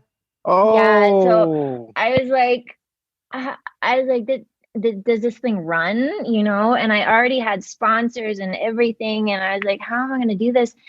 And what was meant to be a 6-month trip, kind of zigzagging across Africa, I spent 6 months in South Africa breaking down. Like, everything on that bike fell apart, and I spent more time in mechanics and at the side of the road than you can ever imagine. Oh, jeez. So when we lost you for a second there, one of the things came up is, wow, she's doing a trip that early and taking on these big trips. And I said, she must be a really confident person. I said, I'm not sure it's that. I feel like, and I'm guessing, and you can tell me if I'm correct, I feel like she's somebody who puts her faith in the world and in the strangers and people she hasn't met. Is that kind of what it is? Because I know in a lot of your videos, you share your hardships. Yeah. You share your struggles. You share, I remember there's one video where you dropped your bike. Where was it? You were like on some dirt road going over a mountain or something, and you dropped your bike and couldn't pick it up and had to like hike back into town and go ask for help. Where was that? Well, that happened a lot, actually. It was really funny because within the first year that I traveled, I followed all these motorcycle forums and everyone's telling me, you have to pick your bike up this way, the back way.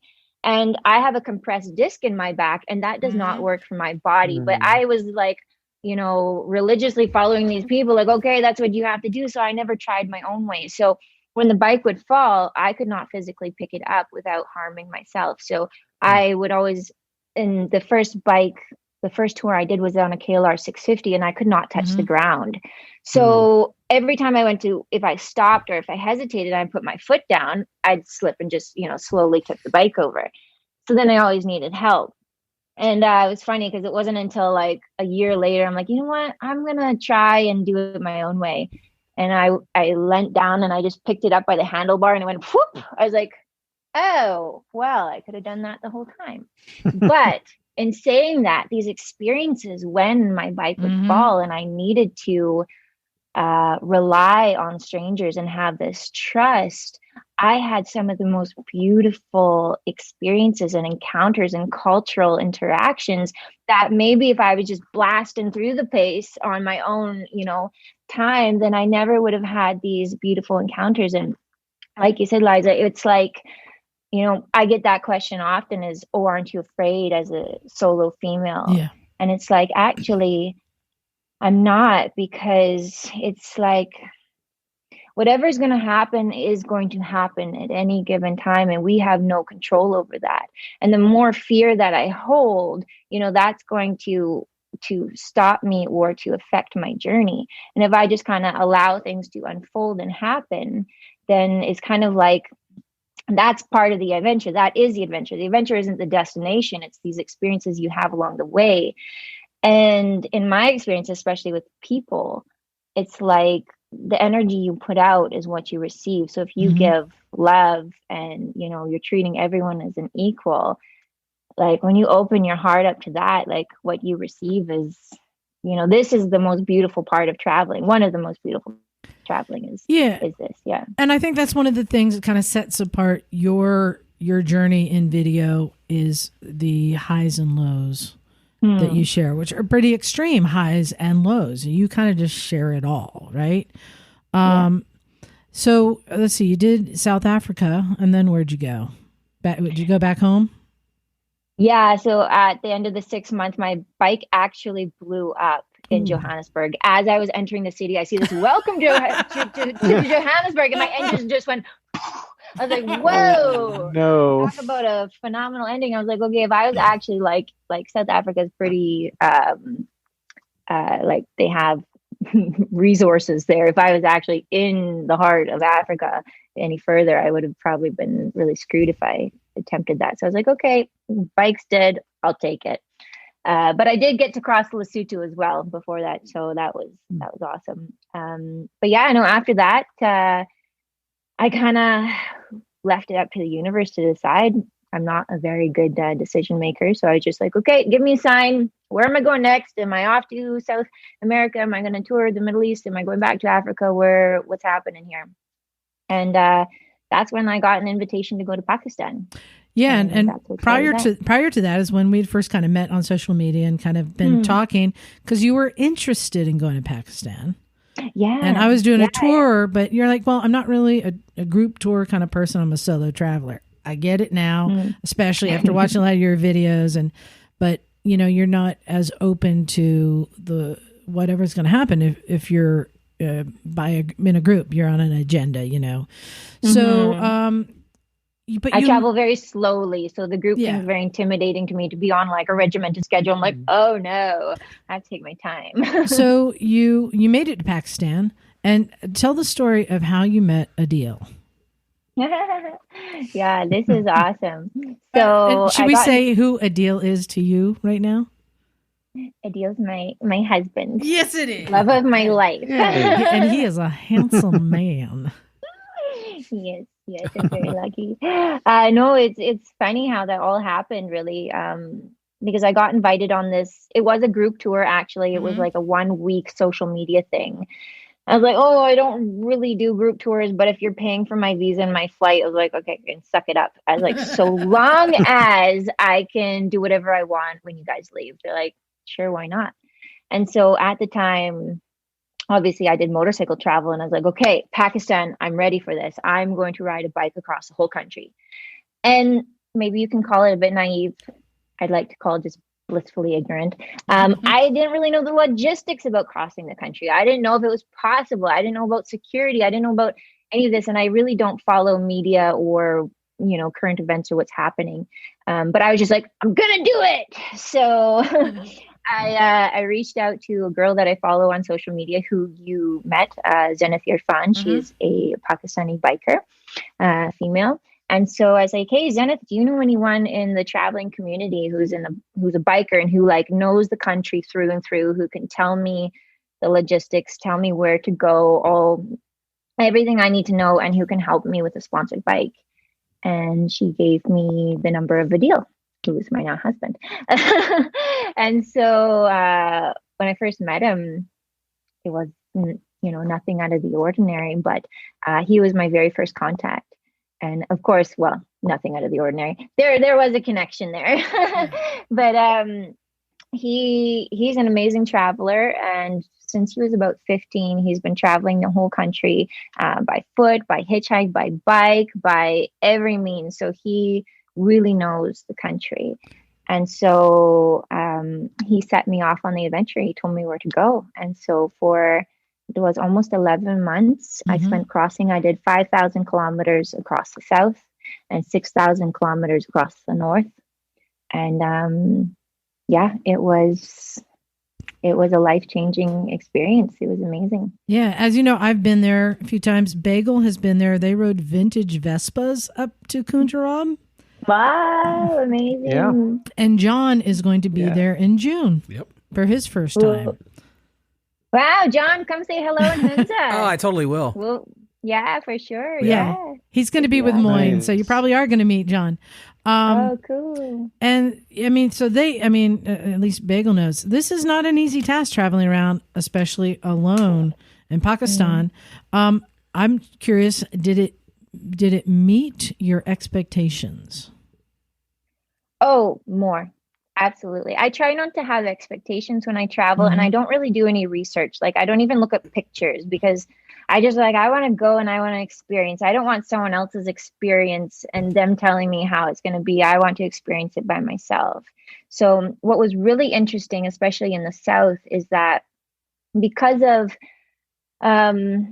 not really security issues, but as everyone knows, there has been an instability within the country in years past, but that was 10 years ago. And because the country is still kind of building this, they just want to make sure everything is okay, and having foreigners and tourists is a relatively new thing for them. In the South, foreigners were required to have security to go anywhere, just to be sure. But it wasn't really necessary. So I put in a proposal to the government, and I said, look, I want to travel and I want to showcase the people, my interactions as a vulnerable solo female. What is my experience, a real experience? And if I have some guy with an AK-47 behind me, it doesn't really give that, you can't really have an authentic experience. So I was actually granted to travel completely without security by myself. And we have to be honest. You don't always travel alone exactly. Sometimes somebody's with you when you're traveling. Somebody strapped to your chest, maybe? Oh, Winston. Yeah, sometimes I travel with my dog. Winston, who I met. Winston's is a well-traveled dog, isn't he? Moto traveler. He is. He's got goggles and all. He's crossed all of Oman with me, most of the States, Canada, and now parts of Pakistan as well. Yeah. Unfortunately, I didn't bring him on that trip because I wasn't sure what it was going to be like. But yeah, he's my little furry companion. Yeah, he's been all over. So you spent quite a lot of time there. So I think, is it fair to say you fell in love with two things there? The country and Adil? Yeah, Yeah, absolutely. Yeah, the country is stunning. You know, it's one of these places that's so diverse. The landscapes. The great thing about Pakistan is that it's fairly untouched by tourism, and I really hope it stays like that. I'm not pro tourism at all. Um, I hope they evolve in a responsible way with that. But right now, you can go so many places, and you're literally the only person. You're like in the middle of the Himalaya mountains, and there's nobody else around, and it's one of the most surreal. Incredible experiences to feel that. And yeah, so the people there, the land, of course, a deal at the end of my trip, because across the journey that I was, he was also traveling, so we'd meet in Karachi, or we would meet here, and we'd spend a couple of days here and a couple of days there. So what were you riding across Pakistan? In the south, I had the 700 GS BMW, which was a really awesome bike. I loved it. In the north, because there's a lot of tricky places I knew I was going to be going, and the 700 is a bit difficult to maneuver, especially the amount of crap that I carry on the bike. It's just like, if it falls down, it's a bit of a pain. So I actually switched to 250 Tekken, which I would not recommend, but that's the bike I rode. I was getting to it. Is that the ones that you still have, or those are different? Yes. It's the one that you still have. So I saw it. Yeah. So we were talking just earlier in the podcast about Chinese bikes and that are coming along. I will say it looks like a really cool bike from like 10 feet. Looks really cool. Yeah.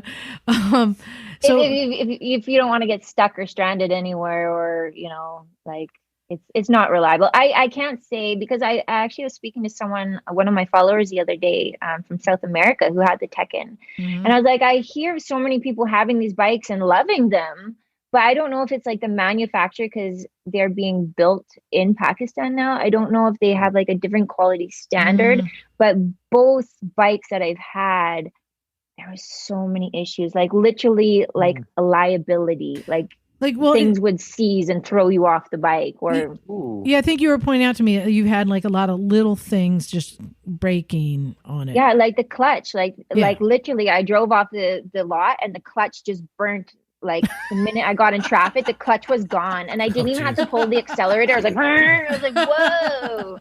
Oh, geez. And then I was crossing DOSI, which is like 13,000 meters above sea level, and my clutch went, and I'm in the middle of nowhere by myself. You don't want these kind of issues. You want reliability. Right. Yeah. So those are some of the pros and cons. But in a place like Pakistan, they are quite affordable. And no? No. I mean, there's not a lot of options. You have to import bikes. Compared to, and even though they have a manufacturer in Pakistan now, the taxes, like for example, if you wanted to buy a $15,000 BMW in America, the same exact bike would cost you $60,000 or $70,000 in Pakistan because of the import duties. Yeah, it's expensive. I was like, how?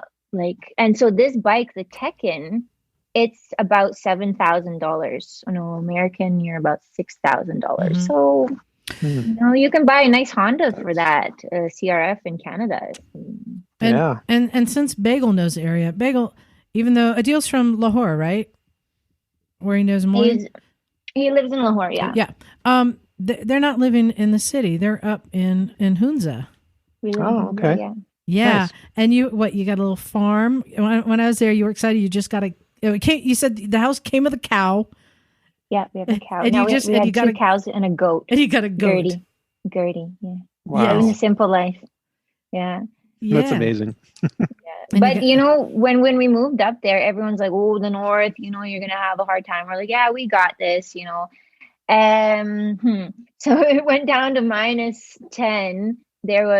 We have no heat, like nothing in our house. And no heat, no hot water. So and we had no electricity for 1 month. And my husband just happened to have a project outside. So I was stuck with no electricity, like really roughing it for about 1 month. Oh, wow. I was like, well, this is the true experience, getting to feel with the locals. And it's kind of interesting because you're somebody who has been taking on challenges and adventures your whole life.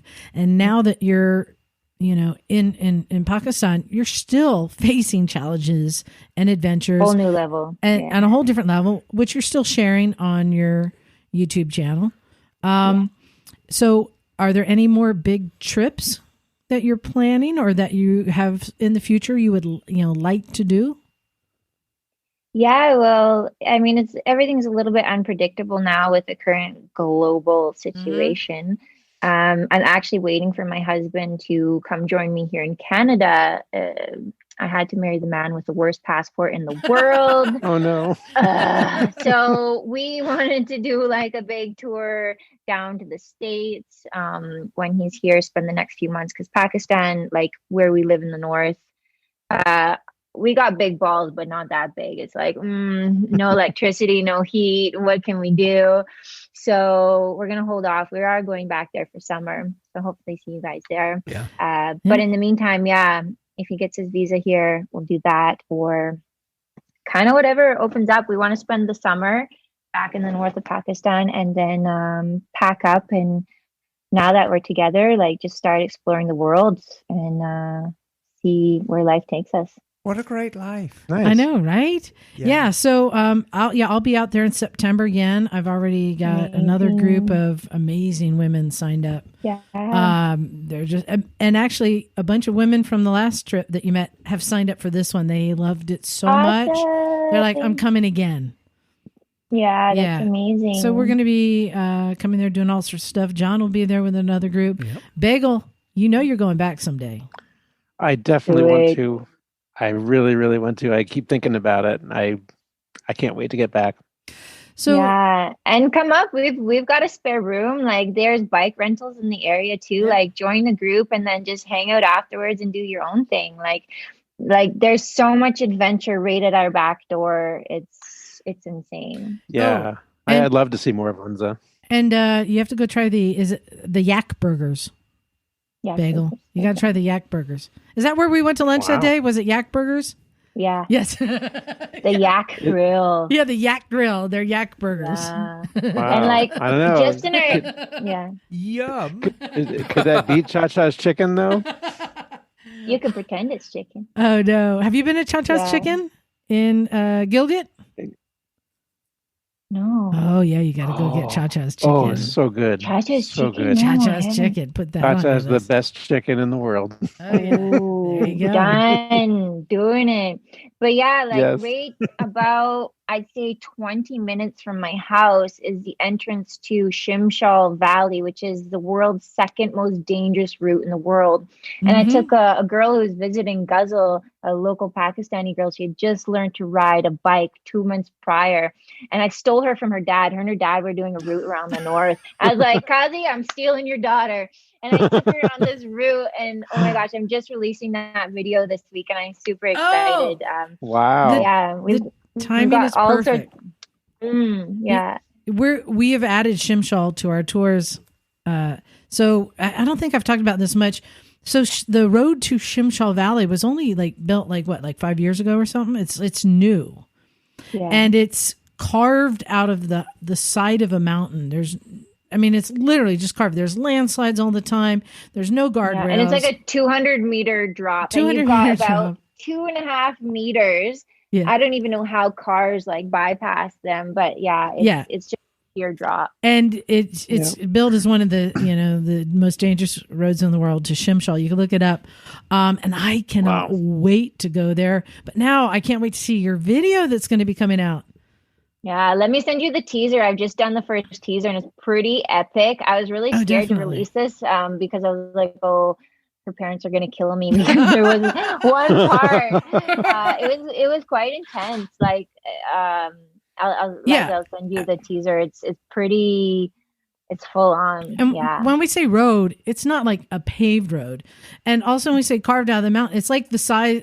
It's the width of a car. So if you have with a hammer and chisel. So if you have a car coming and you're coming with your group of motorcycles, it's like hug the side. And yes, it's pretty crazy. Well, Rosie, I wanted to thank you for coming on and sharing your story. Thank you. Yeah, thank you so much for having me. What an honor, and it's so great to meet all of you. And Thank you so much. Yeah, Yeah. so hope to see That's you in great to meet you Pakistan this too. summer. That would be great. Likewise, Yeah. and we'll be up there come late June time. So we live right in Gulmit in Upper Hunza there, right at Adventure's door. So, and anytime you want to come, if you want to know anything about the country or what to do, yeah, just hit me up and Yeah, we'd love thank to you. share with you guys. And Rosie, do you want to Wonderful. share your info for anyone who wants to know more about you or to follow you? Sure, it's just my name, Rosie Gabrielle, and I'm on Instagram, Facebook, YouTube, and I not only share my motorcycle adventures, but I share a lot about what I've learned in life because, as you mentioned, I've had a challenge or two, and so I have definitely a unique perspective on life and how, because a lot of my travels, it's not about conquering countries and traveling across on a motorbike. It's really traveling to the depths of my own soul and conquering my own mind and becoming the best version of myself. So I share all that hippy dippy lovely stuff on my channels as well if you want to learn a thing or two or just get inspired. But yeah, that's what I do. Emma, do you smell that? Nice. Oh, yeah. Cookies? I smell a Cookies? book coming. Yeah. Well, good. Well, thank you so much for coming on. I'm looking forward. I'll let you know when we're coming out there in September with another group. I'm sure it's always fun. You seem to find out when we're there. I don't know how, but it's, I guess, like the word is out. The tourists are here. The tourists are here. Yeah, well, I follow Moen. Moen, and Yeah. he posted you guys, so I knew when you guys landed. I was like, oh, I'm so excited to meet them. This group Nice. of amazing women, and I hope I get to spend some time with you guys. So maybe I can just, ride a couple days with you guys next time, or just hang out, spend more time. Cause Well, really cool. it's funny. On our last Awesome. trip there, we had left Karimabad, and we're heading past the Buddha Rocks, and this guy pulls up next to me, and I look over. I'm like, "Hey, you're that guy from Rosie's videos." It was a deal. He ran into us on the road. I'm like, "Hey, I know you." Yeah. Yeah, it was pretty funny. Nice. Cool. Yeah. Well, thank you very Small world. much. And I do Yeah, recommend if you haven't been following Rosie, go check out her videos. There's a lot to see. Not just that, but you have a really good eye, and you do some great photography. Excellent much. photography. Thank you. I'm actually coming out. I just filmed basically a photography tutorial for anyone who There you wants go. to know how to take pictures of themselves. It will be out in the next few weeks or so. How I take my portraits, because that's a big thing. Everyone always asks me. They're like, "Oh, there's no way you take your pictures, or you definitely have a film crew with you," because my videos are quite the production. I am a pain in my own ass because I'm that much of a perfectionist. I can't have one camera angle. I gotta have 5, and I got tripods, and I've got drones, and I've got GoPros. So when you see my videos, you're like, "Well, she's got people filming for her." I was like, "No, I do it myself." That's why I'm like exhausted and That like, really so- blows me away because I was watching those and I'm like, no, she's got people with her. If you don't, that is truly No. magical what you're doing. Yeah. Nice. Yeah, because it's beautiful photography. Thank All you right. so Well, much. thank you, Rosie, for staying with us. Yeah, Yeah. thank you so much. All right. Thanks, Yeah. Rosie. We'll let Take you care. go, and we'll finish up. We got some emails to read, but definitely go and follow Rosie Gabrielle. It is worth it. Thank you, Liza. Thank All right. you, guys. Thank All right. you. Thanks. Pleasure. Bye-bye. All right, Bye. see ya. How cool, was right? awesome. How cool. Yeah. The true heart of a traveler. I know. She has an adventurous heart. Just the story is pretty amazing, right? Right. Yeah, all of that, but just a wonderful human being as well. And it's just interesting how she just opens herself up and just lets whatever's going to happen. Speaking of whatever's going to happen, let's make some emails happen. Emma, you've got 2. Why don't you just read one, and then Bagel, you got the one I sent you? Yes, I do. And why don't you cue that one up? So I have a message here from Terrell, who's in Concord, North Carolina. Oh. Hi, Trill. Dear Motorcycles and Misfits, you are my go-to podcast for motorcycle continuing education points. Very well done. Thank you. And in the vein of that, Dear Miss Emma, in the mid-70s, I had a wonderful Suzuki TC90. Lovely little bike that is. That had a dual-range transmission, 4 low gears for dirt and 4 high gears for road.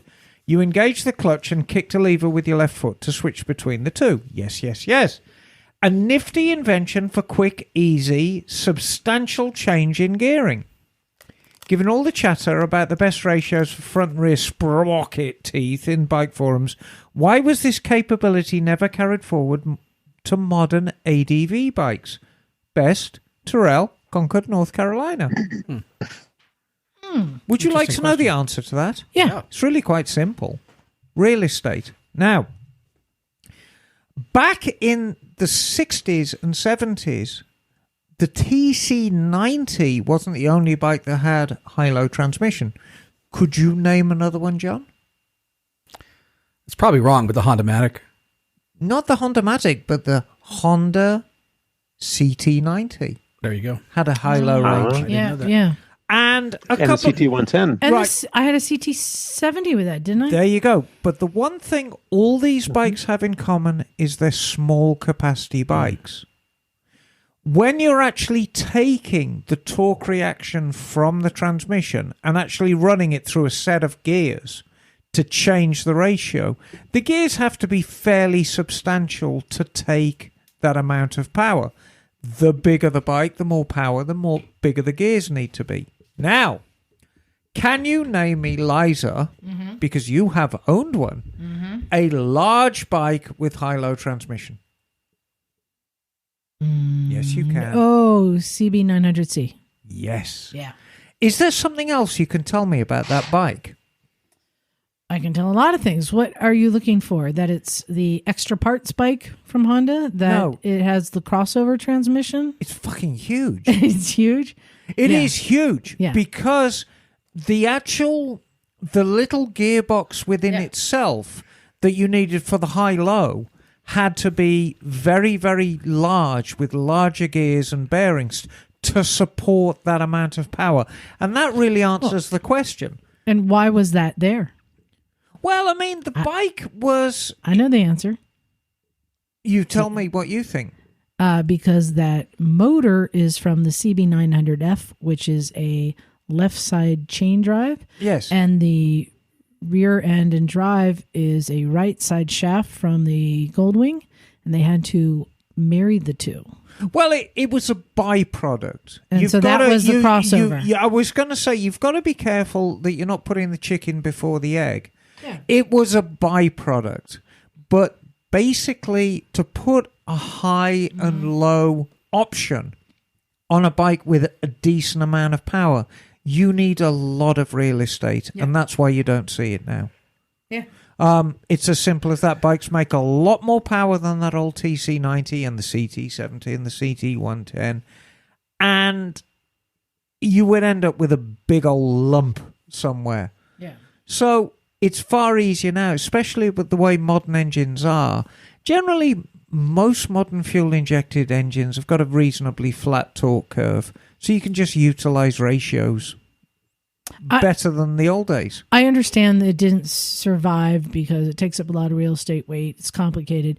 I appreciated it because Oh, it's brilliant. because it gave me I was able to dial in the transmission to the type of riding I was doing. Yes. And I've said this before, when on an open highway I'm shifting, it might be 2, 4, 6, 8, 10 if I Yes. have it in the high, but then when I'm hitting the curves and I'm in 2, 4, 6, 8, 10, I'm trying to engine brake into the corner, but it doesn't have enough engine braking. Right. When I shift it down to 1, 3, 5, now I'm engine braking hard into the turn and accelerating out. It just dialed it into the speed I was riding. Now, back in the old days of British cars, we had these marvelous things called overdrives.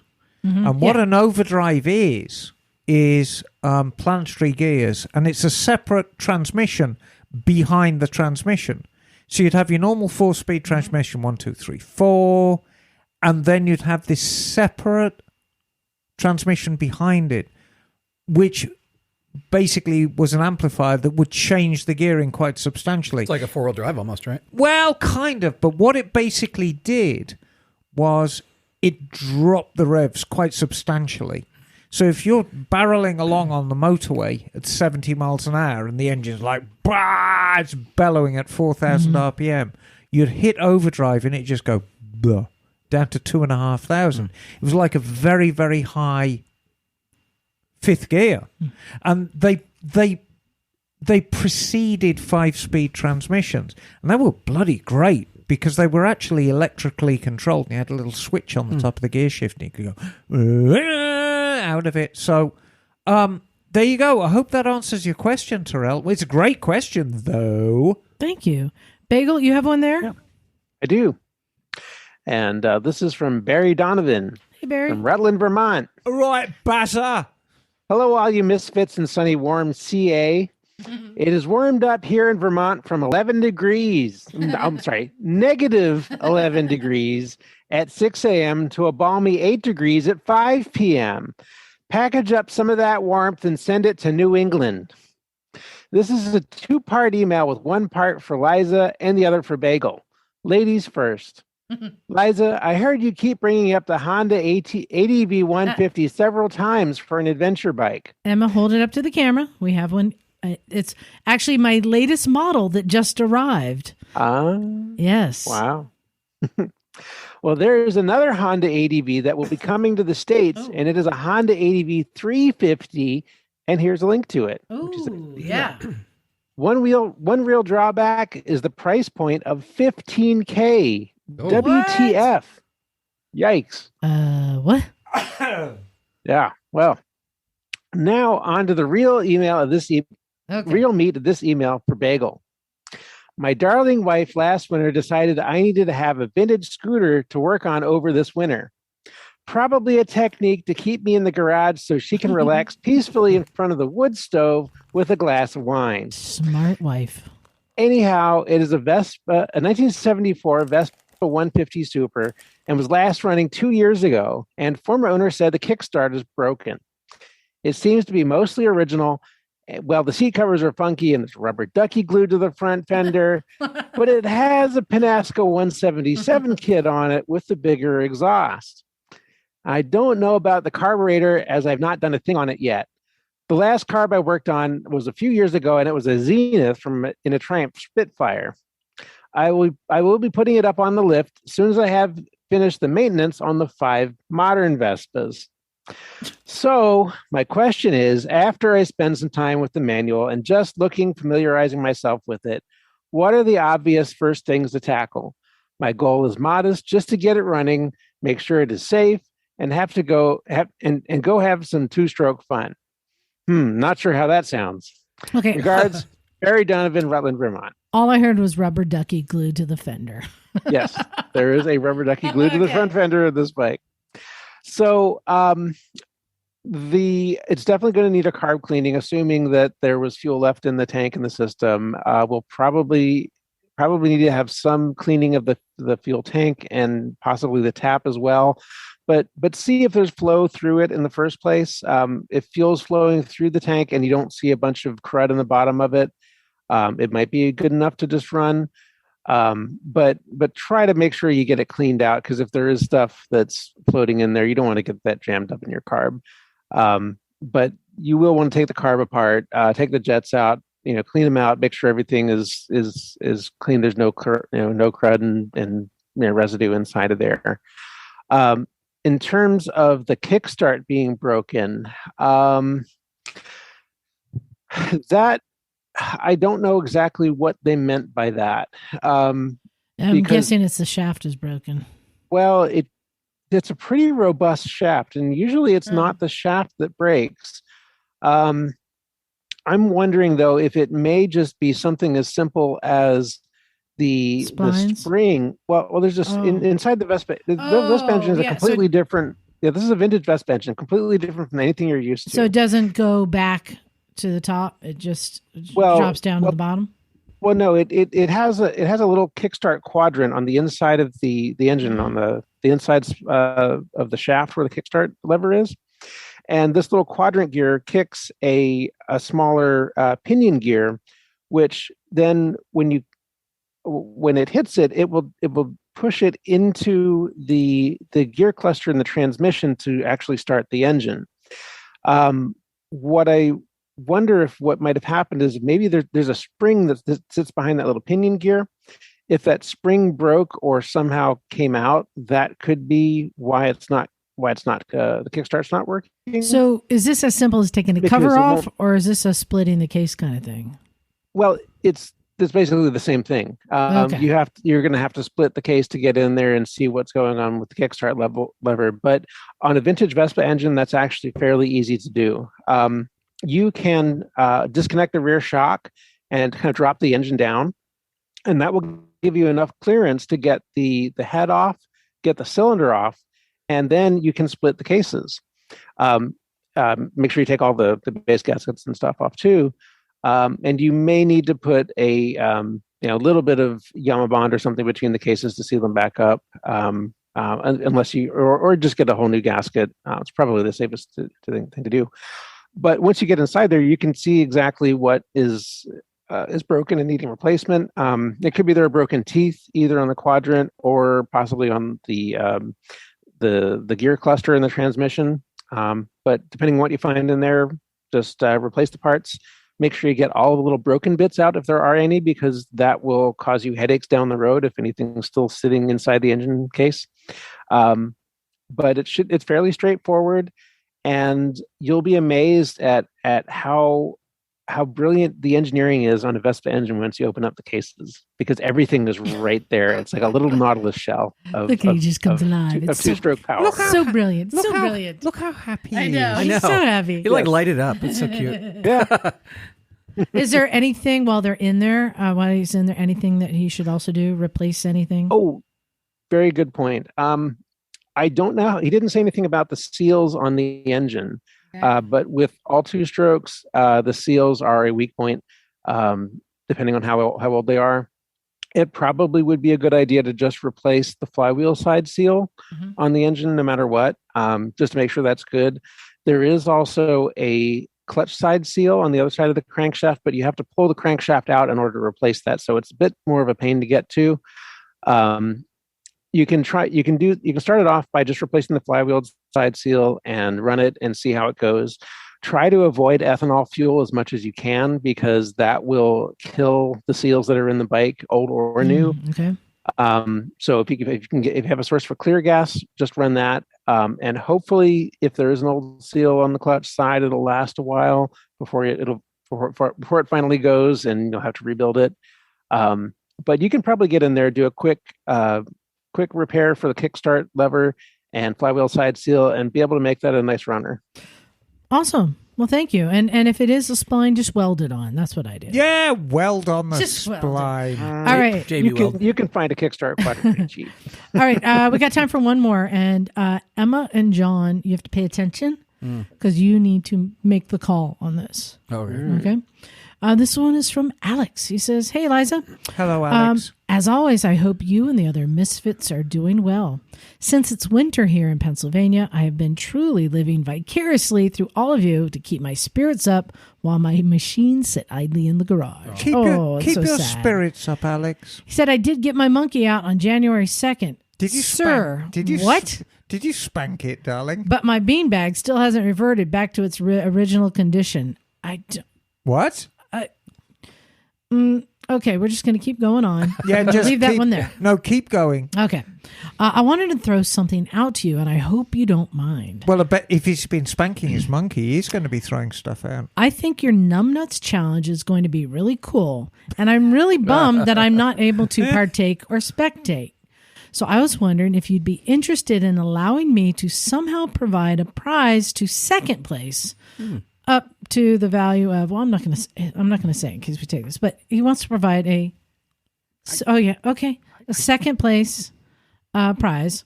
I don't know the logistics of making that happen, but if there is a way that I could either wire or give you the garage the money to give it to the second place winner, I'll just say it's $100. He wants to donate $100 to the second place that's winner. awesome. Absolute sweetie. Or to provide a prize up to that amount. I'd be happy to let you choose a prize, whether it be serious or gag. I'd love to do so. I don't mean to muscle in on the fun, nor do I mean to involve myself in things that should be left alone. No, not at all. No. That's not how the Misfits work, That's not darling. right. So if this is a terrible idea, please feel free to ignore me. But if you think it's doable, I'm totally in. I'll even cover shipping if that's what it takes.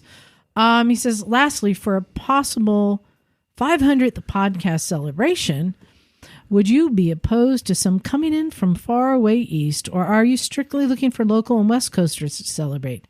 Just curious, but my wife may have given me the green light to travel, and depending on weather, maybe even by 2 wheels. Anyhow, y'all do an amazing job putting out content. It's a lot of work, but you really take good care of us listeners. Thank you much and love.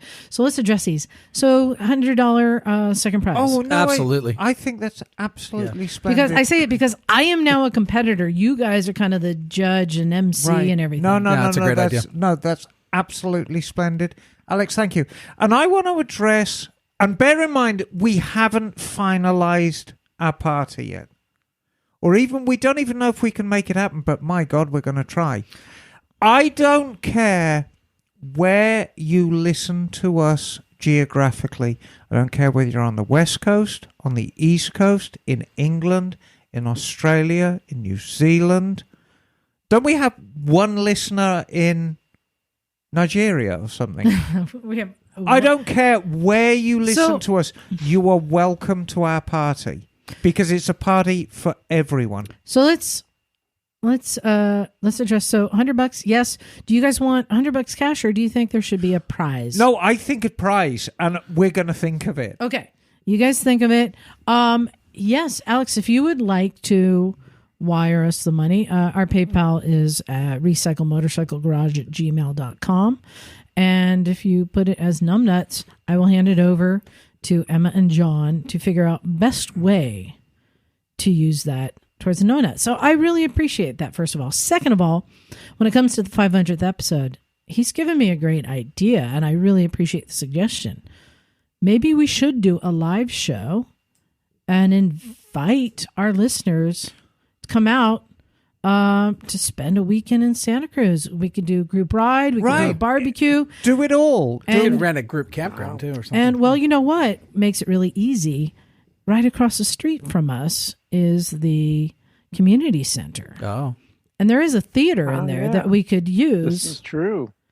And do a live podcast. We could do a live podcast from the theater, and just, if the weather's nice, just sitting out in the open area in front of the community centre with all our listeners and our friends, to me, would be the greatest thing in the world. I kind of like the be a misfit for the weekend. Invite people to come out, and like I said, group rides, live to ride to eat. Come do some wrenching in the garage. We can do a whole thing about it and a live show. Wear a gorilla suit, wear a pink tutu. Or wear nothing. Or wear nothing. It doesn't matter. You will be welcome. Speaking of wearing nothing. Wearing nothing but a smile. February 5th. Emma, what are you going to be wearing?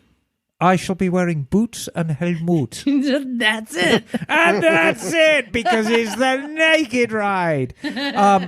Famously, pre-pandemic, I was the only one who was injured on the naked ride because I was riding my Moto Guzzi and I burnt my knees on the back of the cylinder heads. This won't happen this year because I shall be riding my Super Glide. Yeah. So I'll probably burn the inside of my thigh Honey, on it's, the exhaust. I'm sorry, it's Super Glide. Super Glide. Yeah, super. As it's super. Yes. I shall probably burn the inside of my thigh on the exhaust system, but nevertheless, my knees will be safe. So, yeah, naked ride. Can I just tell you, I was giving my friend's child a ride once, and she had shorts on and Crocs. Oh, God. And I just had to give her a ride across town. So I went and rifled through the garbage, and I found a corn dog box in the recycling bin. And I got some duct tape out of the garage. And first I duct taped her Crocs on. And then I duct taped, I just popped the bottom out of this box, slid it over her leg, and I duct taped a cardboard corn dog box to her leg where the exhaust was. Oh, God. Gosh. Hey, man, it worked. So yeah, there you go. We got numbnuts. We've got the naked ride. Don't you also have an announcement this week about a little award? Ooh, Yeah, there's a story behind that, Bagel. I'll go ahead and say. So we were notified that we won Santa Cruz Best Nonprofit, Yay. and which is really cool. And then I did a little more research about this group that creates these best ofs that are not a Santa Cruz group, and then we are invited to order and pay for our award. That's lame. Yeah. So Super I lame. think that it's kind of like a sham, but it was sort of a legit sham.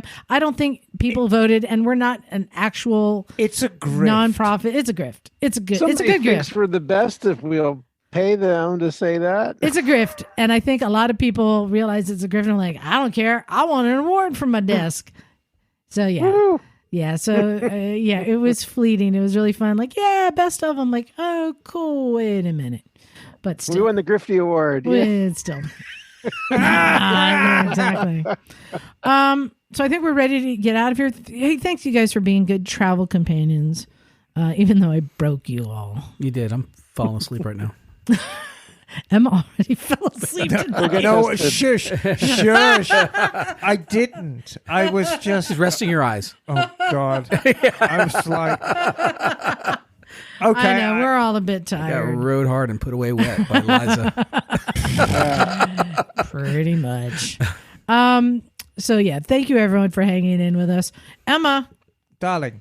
we've got some more Ask Miss Emma people sign up this week. Thank you for signing up. I think it's No, probably and filled up now. I'm going to get through them in And my I inimitable style. I forwarded you a question tonight. Yes. So thank you to all of our Patreon subscribers, especially because, like I said, we use some of the Patreon money to pay for some of the trip, and we're going to be using it to pay for the Numbnuts Challenge. Well, I say that. I'm hoping to keep the money. We'll just see. John, after spending days with me in Vegas, do you think I stand a good chance to win? Yeah. Yeah. He's like, No, and yeah. It all That's comes down not- to the knees. Never underestimate this woman. I couldn't imagine what you were like when you had good knees. Yeah. Jeepers creepers. And I was. Yeah. It's not necessarily a good thing, Liza. It's just you are so OCD. Oh, yeah. All you need to do is just focus on winning, and nobody else stands a chance. I know. So thank you everyone for listening. Big Go Thumper ride on the 19th of February. Yeah. Come and join us. Go check out Rosie Gabrielle. She, like I said, she's got a lot of great videos. She's got a long history. She's a very interesting person too. I think we're ready to get out of here. Any last announcements? You good? You guys good? Join me in Pakistan. There you go. Still got some slots open, so a differentagenda.com. Pakistan Zabardast. Zindabad! There you go. All right. Thanks, everyone. This is Liza. Stumpy John the Hot Shot. Happy poopy time. God. Oh, yes, It's it was. Emma Darling. Bagel. And we are out of here. Cool. Thanks, guys.